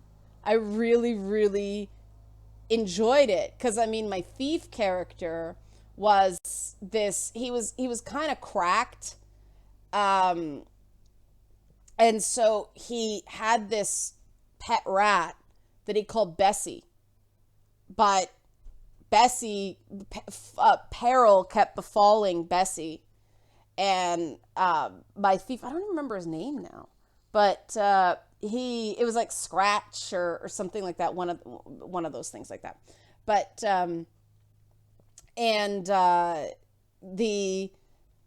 so Bessie would get blown up, killed, drowned, whatever, and he'd just get another rat, and that would be Bessie.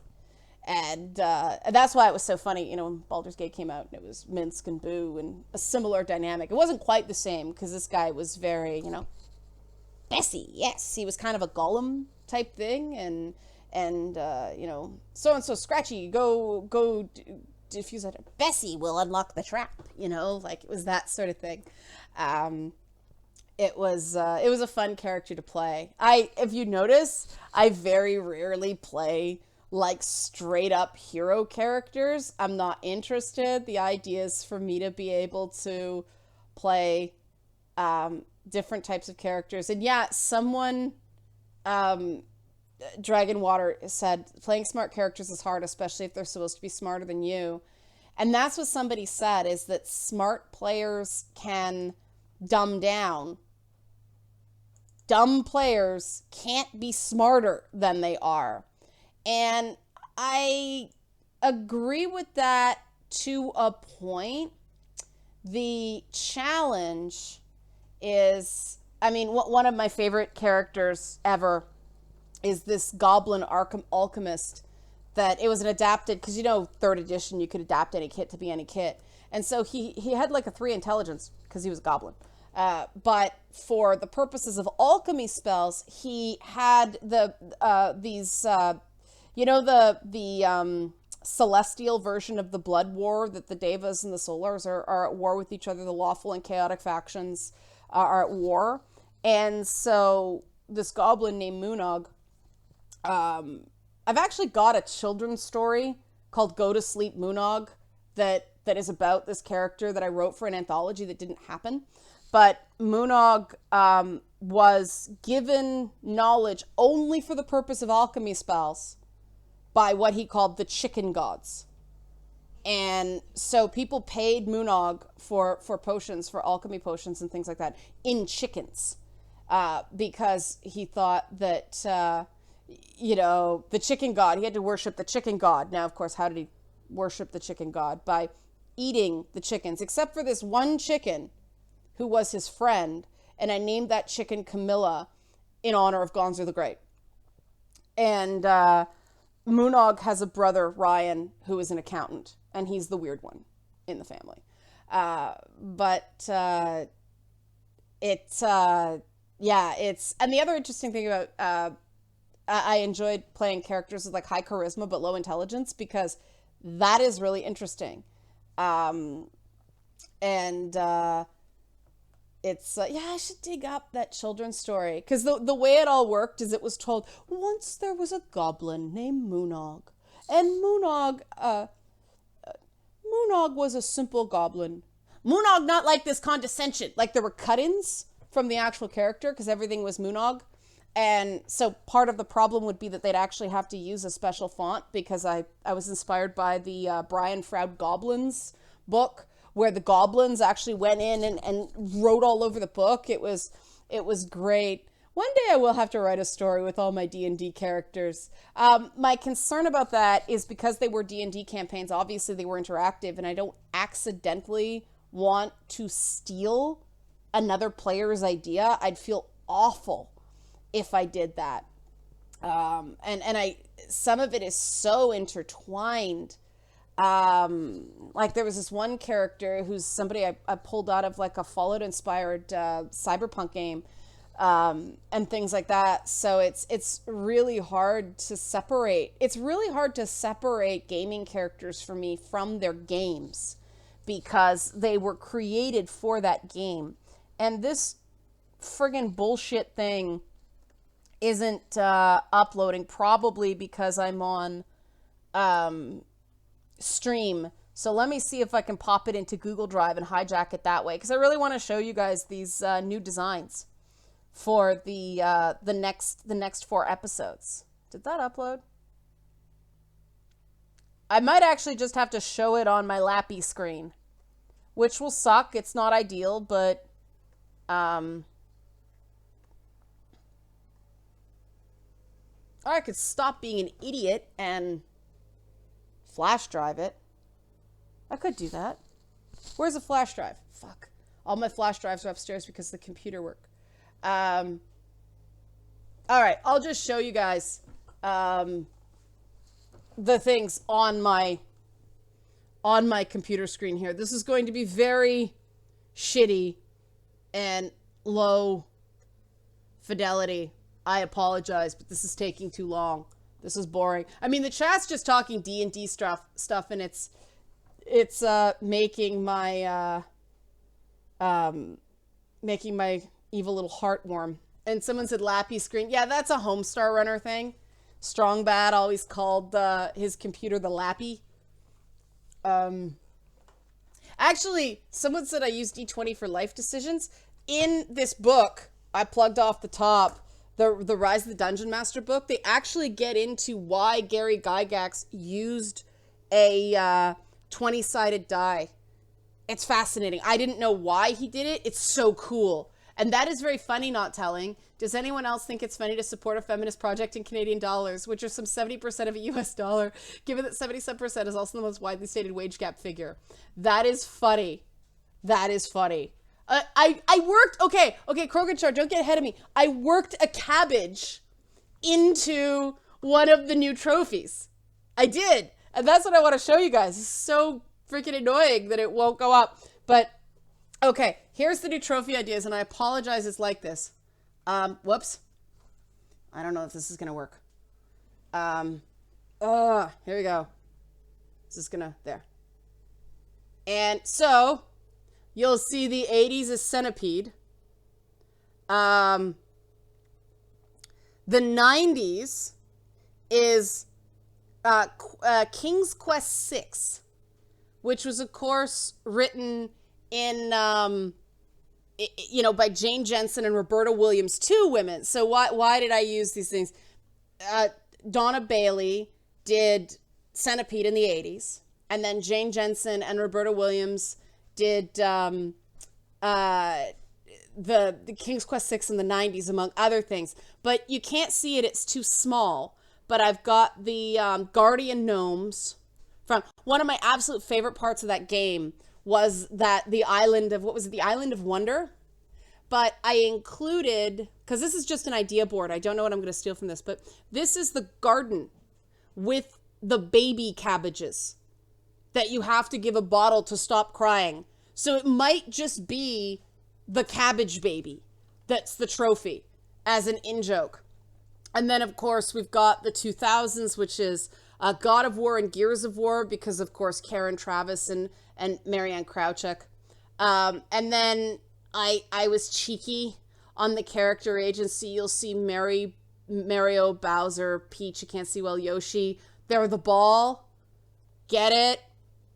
I thought that was clever. And then, of course, we've got Tanya's World of Warcraft character for the Misogyny in Games episode. That was something I talked about on Monday. And we've got, I didn't want to use Peach. The outfit I have is kind of princessy, is actually kind of yellow. So that one's going to be an easy one to kind of make, the Damsel in Distress episode. But I think, the bottom three are, it's tough to do a decade. And I mean, obviously they're not going to look exactly like this because the blade and the lancer are licensed. That's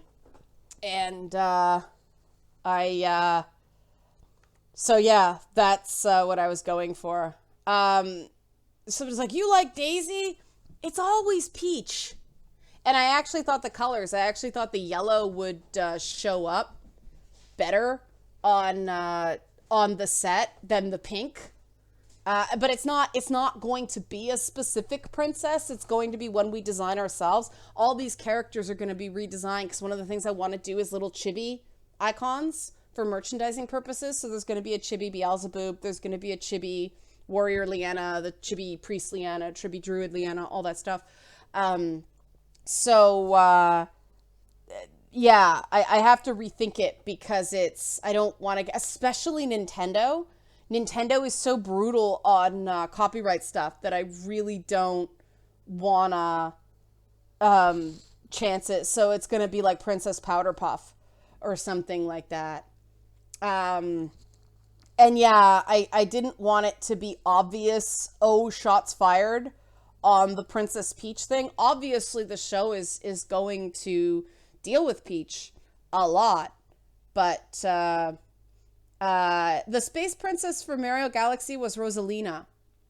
And that was a funny one because she sold her star children into slavery. But yeah, I figured we were close enough to the $25,000 stretch goal to design those now. And obviously they're all somewhat subject to change. Was that a Robin plush drifting into the fire? What could be a Robin plush?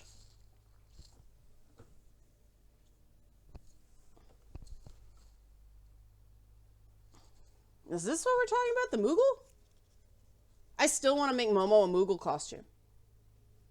Because all he'd need is wings. This is the challenge. I'd have to... yeah, Rosalina is a godlike entity. For sure. And we all know gods are assholes. But Princess Cabbage. Yeah. Yeah, I don't know. Maybe that trophy will just be called Cabbage Patch Face. Because of the ad lib in the isn't this Ivy cool? A friend of mine gave this to me. I'd never seen any Ivy merchandise before that wasn't just the statue thing that I have no more room for. And I really like this because it shows to me that you can chibi her up and go super deformed and she's still recognizable. So the character is not just about the boobs. And it's the variant Soul Calibur 3 costume. And I'm embarrassed that a green item at bottom of frame. Now I'm curious. On the computer? Because, yeah, the head... Well, no, the head does... Yes, it does. Because it came in a 25-cent machine. They're called Bobble Buds. I have a Wolverine and Captain America of this, too. I think they're really cute. But green. This is going to drive me crazy. But, yeah, that's the new designs. Yay! What else haven't I showed you guys about it? I got a music sample, but you did not get banned from the chat, Yossi. I see you. I'll have some music to show you guys if it's okay with the composer on Friday. He sent me some samples to listen to. I haven't listened to them yet, but his stuff is always fabulous, so I'm sure it's great. Oh, yeah. That's a setting. Let me turn that shit off. Message moderators. Oh, can I not do that unless I go into... Yeah, that's a setting.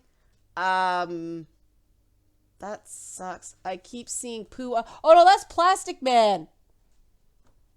Under the Moogle. Oh, no, that's not Plastic Man. That is the Sorting Hat from Harry Potter. It hasn't been moved in a while. See? Sorting Hat, not poo. But I knew what you meant, though. There we are. Come on, camera focus. Yeah, there he is. There's the Sorting Hat. Yeah. There. Oh, what the hell is green? That's weird. Oh, you might be seeing Yoshi. He's in the beach ball. Because that one's going to be easy to make. Because I just buy a beach ball and stick stickers on it. And I have to respect my own time. I do, fun fact, I do make special occasion poop emoji custom things. I made a pair of poop slippers for my sister's wedding, but I called Happy Poo. And I make a birthday poo with this just like candles around. And Sicky Poo as a get well soon. I do make poop merchandise stuff. Weird side hobby. You guys are learning a lot about me today. But we have been going. Gandalf the White Privilege. That's funny. Does anybody have any more questions? Um, the because we've been going for like 2 hours now, and I gotta edit the Patreon backers video for tomorrow. Yeah, the Patreon's still happening. I'll go back to talking about Patreon after this Kickstarter's done. I just wanted to, one thing at a time. Can't ask for too much money. Oh, yes. Thank you, Julian. The party tomorrow. Yes. We were really surprised Hooters said yes as fast as they did. It shouldn't be too surprised. I used to do the Hooters Literary Society, which was a book club that we went down to Hooters and we talked about books, and the waitresses loved it because it was unuse. Have I ever played Overwatch? I have played Overwatch. It's not my favorite thing in the world. I like plot games. I shouldn't say I like plot games only because I also like the building, like city builder games, but the shooting stuff, I love the characters. I think it's a well-designed game. It is just not my thing. And I think it's beautiful at what it does. Does that make any sense? That I really think it's great for what it does. What it does is just kind of like an A-cup bra. That's great if you can use it, but I can't. I just don't have the time to put into it. And am I going to get money from the Hooters event? I don't know. The people I know in Toronto are so damn cheap. A lot of them. Am I going to go to Wonder Woman? Yes. But yeah, the Hooters, back on track. So the live party is going to start at 8 o'clock. The stream, the live stream, and at this point we're still trying to figure out what we're actually capable of doing from there. It may be on YouTube, it may be on Kickstarter Live, it may be on Periscope through Twitter. We might just whip out our phones and start just shooting stuff. Am I gonna get drunk on screen at Hooters? Possibly. I want to try to get them to make a lady bit shot. My favorite recipe was Fireball and apple cider, because of fiery women and Adam and Eve and the apple. I really like that. I have played Guild Wars 2. I sucked at it hard. I like City Skylines. I like the Cities games. I like the Anno games too. The one I'm playing right now is Blockhood. I finally got decent at that. It's interesting. And then Banished. I've been playing a lot of Banished. And I love how Banished just kind of tips along and then, disaster, and over. Yeah, we're going to be streaming live. The Hooters party, I have not played Injustice 2 yet, and I'm dying to. I promised myself I will play Nier before I play Injustice 2. I know very different things, but I want to play Nier so bad. I've just given up on finishing Andromeda. And somebody asked before about long-form gameplay videos. Maybe that'll be additional content, because I am going to go back and replay the Tomb Raider games. Backer was kind enough to find that there's all these emulated games on Steam, so I can actually go back and play those old games. I'm really interested in seeing how I feel about those first two games, because my memory of them is one thing. It's going to be interesting to revisit those. So yeah, there will be gameplay, and I want as much of it to be original gameplay as possible. So that's why I want to do the backer meetings quickly and go through all the brainstorming on episodes, because I want to figure out what I have to play, because I'm going to have to go back through and capture the whole Bloody Baron story in Witcher 3. In terms of, somebody asked if I'm going to be interviewing someone. I'm not going to say who, because I don't want, some people feel like you're putting pressure on them if you announce before things aren't confirmed. They are, oh wow, Julian, that's a lot. You don't have to do that. Just come in online. It's easier for you, dude. I appreciate it. I use GOG all the time. I love GOG. Otaku Cat. Tomb Raider's on GOG too? What's the compatibility like? But yes, the person you're mentioning, Brett Skogan, working on it, can't promise anything. I'd love it. And because obviously a certain game is linked to the 90s thing. But yeah, I love GOG. I play all those old, like King's Quest and Quest for Glory and all that stuff through GOG. I don't know if they have the Space Quest games. I'd love to try those. Yeah, but, yeah, me too. But yeah, obviously some games, there are certain things I'm trying to figure out how to make them fit. And that's going to be a little challenging. Obviously, what I'm going to do is if I can't use something for this season, this is done well enough that we are going to do a season 2. And one of the backer sessions is going to be, what more episodes do you want to see? Because one of the complaints was that these aren't tough questions. I could give her some tough questions, but then they never gave the questions. We're going to do more. Just tell me what you want to see. I think people are going to have to get used to the fact that this isn't lip service. That, like, no, you guys have the ability to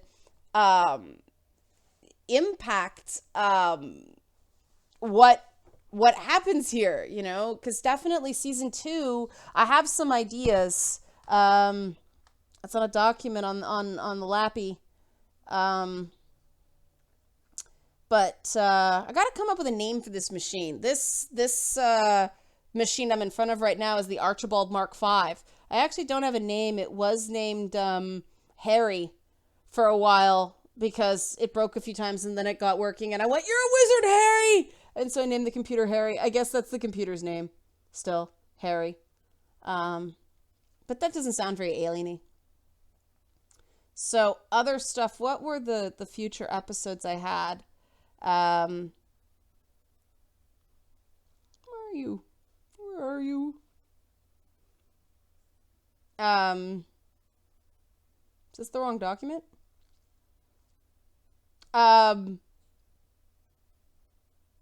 Yeah, future episodes, the stuff I got a little bit for season 2 is, women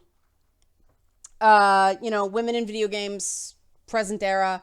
How much does it really cost to build a female video game character? Why did gaming become scared of breasts? There's an episode on female voice actors. There's an episode on benevolent sexism in video games. Well-behaved women seldom make history. A salute to gaming's bad girls. Passive feminine power in video games. Rosalina, Zelda, and more. Makeup, cooking, princesses, and faction. Girl games are among the most sexist in the industry. And gender non-conforming characters in video games. That's the ideas. Oh yeah, the beta males discussion. Can somebody remind me exactly what the question was there? I did promise I'd talk about it. Because beta male, I mean, I have an issue with that whole thing just because the whole concept of a beta male is connected to our modern concept of alpha male masculinity, and historically masculinity, that's funny, I am an omega male, I end you. Well done, Orkar. OBS is a free recording and streaming program, Yose. And I don't know. I think that the whole idea of a beta male is a modern kind of a slur. For the type of guy who in the 1970s was the ideal. I mean, the whole thing about All in the Family was that you had Archie Bunker, who was a throwback from, the 1950s, the manly man. And then you had Meathead, who was the sensitive guy that was the growing ideal in the 1970s. And so things have only changed that much since the 1970s. You go back to the FOP. I had to explain what FOPs were after we saw Beauty and the Beast, the live action movie with my husband. He really liked the movie, but yeah. Julian says, I want to be a gamma male, provided that means I get green skin and unlimited strength. And yeah, it's funny because these are obviously like terms that have to deal with pack animals that people are applying to humans. What the heck happened to my hair? I got flock of seagulls hair happening here. But it's funny because there's a book, very fluffy steampunk books by Gail. They're called the Parasol Protectorate, the series. It's a steampunk series, and I'm going to blank on the author's name, and I will look it up because that's driving me crazy. Gail Carriger. That's right. The first novel is Soulless. It's this series of books about a character named Alexia Terabody and her friends, and they actually have thank you really, quantum hair physics is a thing. That's interesting. But there's a werewolf pack. It's a vampires and werewolves steampunk thing, and it's really cute. But the werewolf pack has an alpha and a beta, and the beta is one of my favorite characters in the whole thing. Like, I really like him, but he is the beta. And so, yeah, I really think that this whole beta male thing it's a slur that is trying to maintain outdated gender norms when it comes to male expressions of emotion, and I don't like that shit. Like, I became aware of it, I shit you not. Hi Alexander. I became aware of the whole term beta male the first time I did Sargon of Akkad stream. And after they stopped calling me a cunt and saying I should be burned, even though burning cunt doesn't smell very good, they started saying that Sargon was beta-ing. This is the chat. And they say, don't read the chat. I like to read the chat.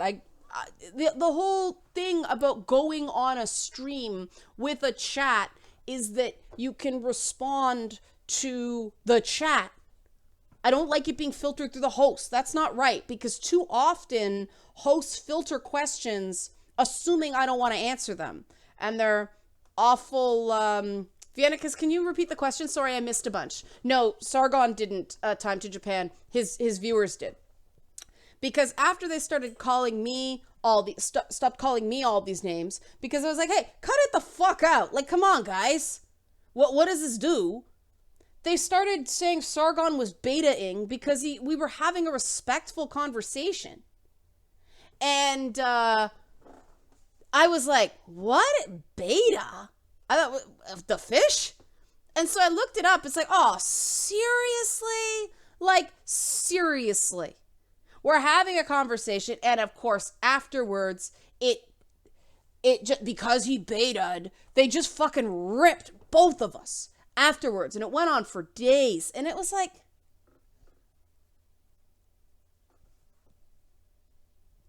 seriously. Bleh. I'm not impressed. I'm not scared. But that's how I learned up when that's when I learned what beta is. And I do get it a lot, and it's something I really have to be sensitive about, because I do go on chats, and because Viendicus, I saw your question. It's been logged. I will get to it after I finish this thought. Because I used to work in talk radio, and because I used to do improv comedy, one of the things they train you into in improv comedy and talk radio is you jump in, because they don't want dead air. They don't want these stops and starts and these gaps in the conversation where people are waiting to make sure someone's finished, because comedic patter is very, very fast. And so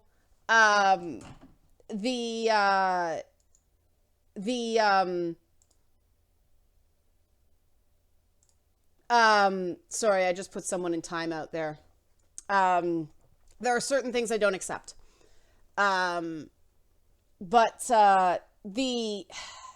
Because I do that, that's a hard skill to untrain. And then when I do mainstream media, I have to keep that patter up. But when I start doing streams, it's a different pacing. And I try to slow down and be okay with those pauses. It can be a little difficult. And so I get accused of taking things over, talking over other people, all this stuff. And so I try to slow it down, but that's not my thing. You guys have seen what I do. I'm just like blah, blah, blah, blah, all the time. This is me. I'm not trying to cut people off. I just get excited and want to talk about the stuff I love. And so I'm sensitive to the beta male thing, because I don't like doing shows and then having these, soft-spoken, unassuming guys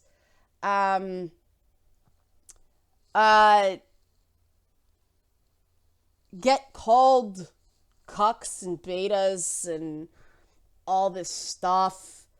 And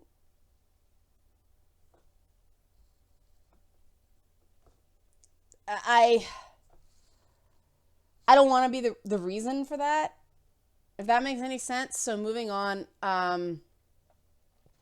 going back to Viennicus's question. He asks, I'll answer as an individual, not as a woman. It's all I can do. But if Disney movies inspire false romantic ideals on males and females too, since the target is so young. I think more women than men.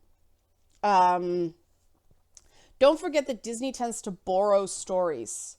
The Frozen is based on the Snow Queen. Beauty and the Beast, Little Mermaid, they're all fairy tales, right? And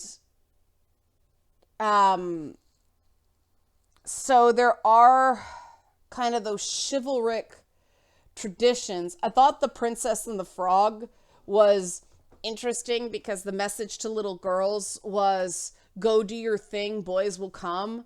The message to boys was grow up, be responsible, and get a fucking job. I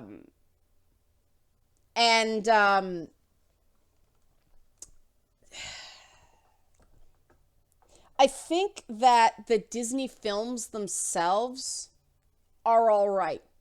I think that, a movie like Beauty and the Beast has a really good message of, don't go for the good-looking jock guy who's the popular one. Go for kind of the loner who is misunderstood and has, his guard up maybe, but he's actually Mr. Squishy Bit Sensitive. Don't pick the expected guy. Pick the guy that's right for you. I liked that message. I thought that's good. I thought that, the message of Beauty and the Beast, of seeing past the past appearance, is a good one. I mean, Belle is still... her name's Belle, right? Oh, I love Darkwing Duck. They mentioned Darkwing Duck in the chat. Aladdin... I think they adapt the stories well. It's the marketing where it's all like the toys. They're all dress up and tea sets and all this stuff. And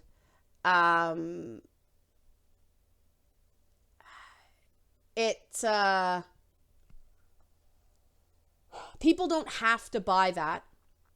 I wish that some of the non-Princess Disney characters got more love, and that's difficult because they don't have a brand to latch on to. So characters like Lilo and Alice and characters like that.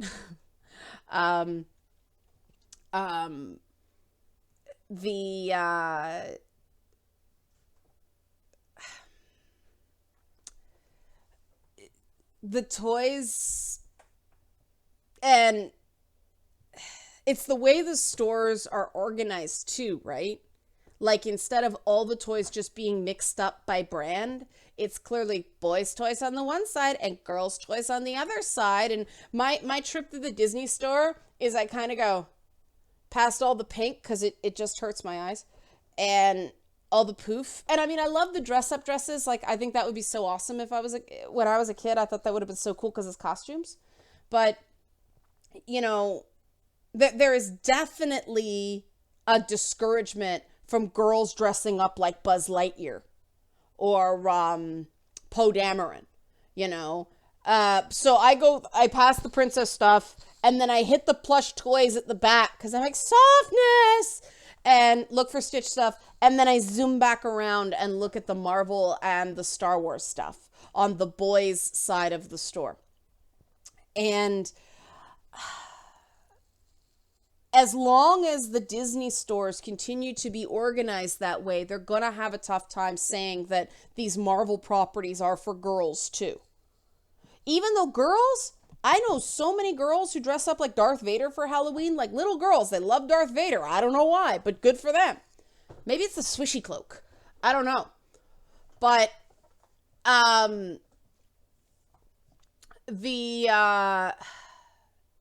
yeah, I think that the Disney product, like the actual media product, is all right. Did not like the Joss Whedon films. Just did not like the Avengers at all. Nope. Captain America, that franchise I love. Thor, the first movie was great. The second movie, felt the same way about Iron Man. But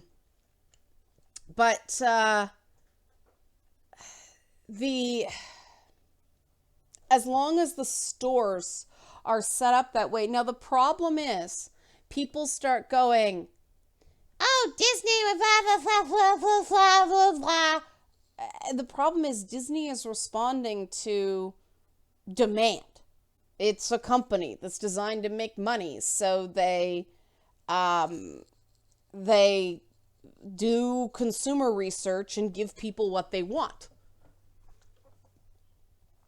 How do you blame them for that? I really can't. And which one was the less crappy Hulk, Jay Blaze? I can't keep them straight.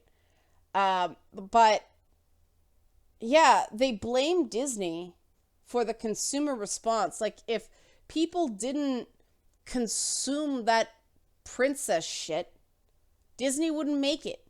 They'd move on to something else. They have a certain profit margin that they have to. The Ang Lee Hulk, you're saying? I like the Ang Lee Hulk. I like the other Hulk. I have not disliked the Hulk movie.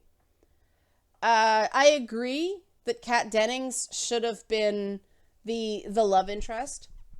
Sorry, I needed to let my ears vent a minute there. But I mean, this is the problem. This is what the love interest does in Marvel movies. This is what they do. They cut away and they're going, and they got to be short enough so they can do that uplifted. That's what they do. It's always, and that's all they do. I mean, they tried to give Pepper Potts stuff to do, but it's Gwyneth Paltrow. And unfortunately, Gwyneth Paltrow just eclipses the reality of any part she's in because she's Gwyneth Paltrow now. But it's yeah, it's too bad because Marvel in the 60s and 70s was so ahead of its time. And the problem is that now, and in the 90s, they were still pretty ahead of their time. DC was playing catch up because their characters were a generation older and they were kind of stuck. But, and then Batman did No Man's Land and everybody went, amazing! And so now they're just going back and telling all those Marvel stories that they loved in the, the 60s and 70s. But when they try to update them, they get into things like, the Mandarin and the what's his now her name, the ancient one in Doctor Strange. They have to figure out how they're gonna lose, because if they change it, somebody mentioned Peggy Carter. Yeah, I love the Agent Carter series. I thought it was a great homage, and it didn't do well enough for them to continue it. It's too bad. But comics in general, comic book storytelling, superhero comic book storytelling needs a refresh quite badly. They need new stories. I love the tone of the Silver Age revival, but other than, what do they call it? The Super Sons? With Damian Wayne and, what's Superman's son's name? Those are really cute, those stories, because they are different and cute and awesome, but they really do need new stories and some new franchises. And I mean, I think that's why everybody went all got so excited over Deadpool. Is the Deadpool John Kent, yes, thank you, is Superman's son. Deadpool was just so very Deadpool. And people are like, oh, this means R-rated movies are back. No, unless it makes sense to have an R-rated movie. No. No. Do the rating that makes sense. Because I actually think that, and a friend of mine confirmed this for me, because he likes to go to superhero movies with his son. And after, going to see all these X-Men movies, they're getting way too adult for his 8-year-old now. And this makes him really sad, because his son loves Wolverine, but he can't take him to see Logan. And I thought Logan was a good movie. I thought it could have been a better movie if they'd focused more on the characters and less on that weird scene in the farmhouse.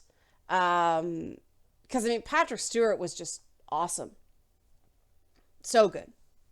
And again, I say, Logan, the movie Logan, started as No Country for Old X-Men, morphed into Stranger Things, and then ended as a Last of Us movie. So, pretty good. Actually, no, it's Last of Us movie, then Stranger Things. But those were the three kind of parts to that movie, and it was enjoyable for what it was. The one I'm really worried about is Justice League.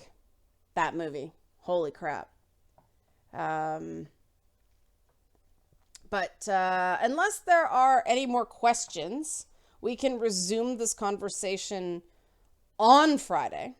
I should have titled Logan's Run. Oh, I see what you did there, Odysseus.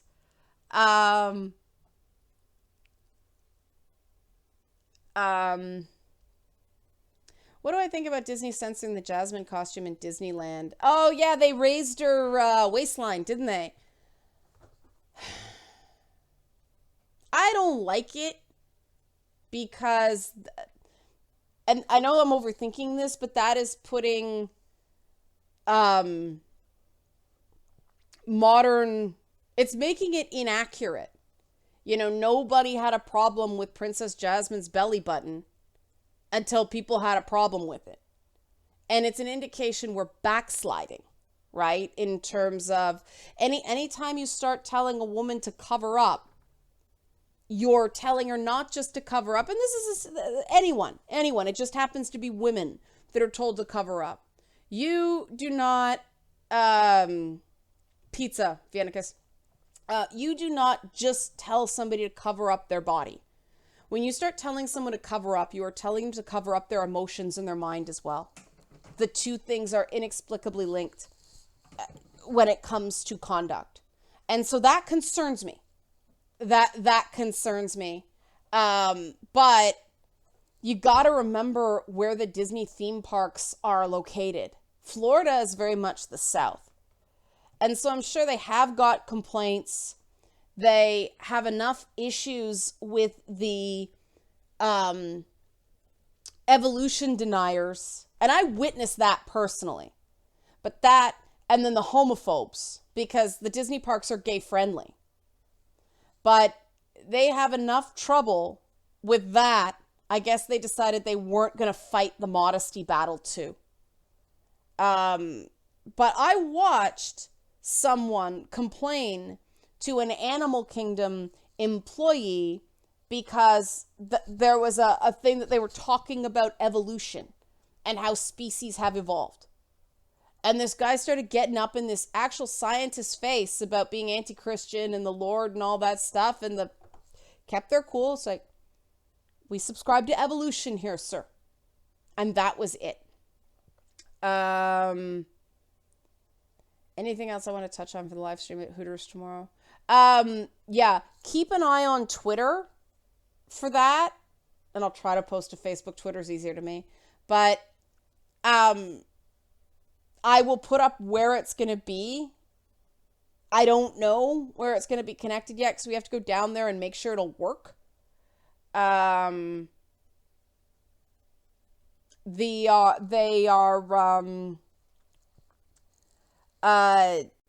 that's hopefully it will be on YouTube. That's my goal, but YouTube can be kind of stupid. If I just bring like my laptop down with the code boom live stream, fine, super simple, but I don't know if that's up to me. We might want to do it on the FU network channel. And then that becomes a whole bunch of other problems. We're going to have that conversation tonight once they do the location scout. So is Once Upon a Time good? The live stream, again, will start at 9 o'clock. The party, the physical party, will start at 8 o'clock. You might make me finally get out. What's a witter? Dragon water. What is that? Yeah, so party starts at Hooters downtown. It's on Adelaide Street at 8 o'clock. Live stream starts at 9 o'clock, and that is just so that we can set up and Twitter. Okay, you don't need Twitter to search Twitter though. Right? Like if you could look up my Twitter feed without being a member, it's not protected. The Hooters party is tomorrow. And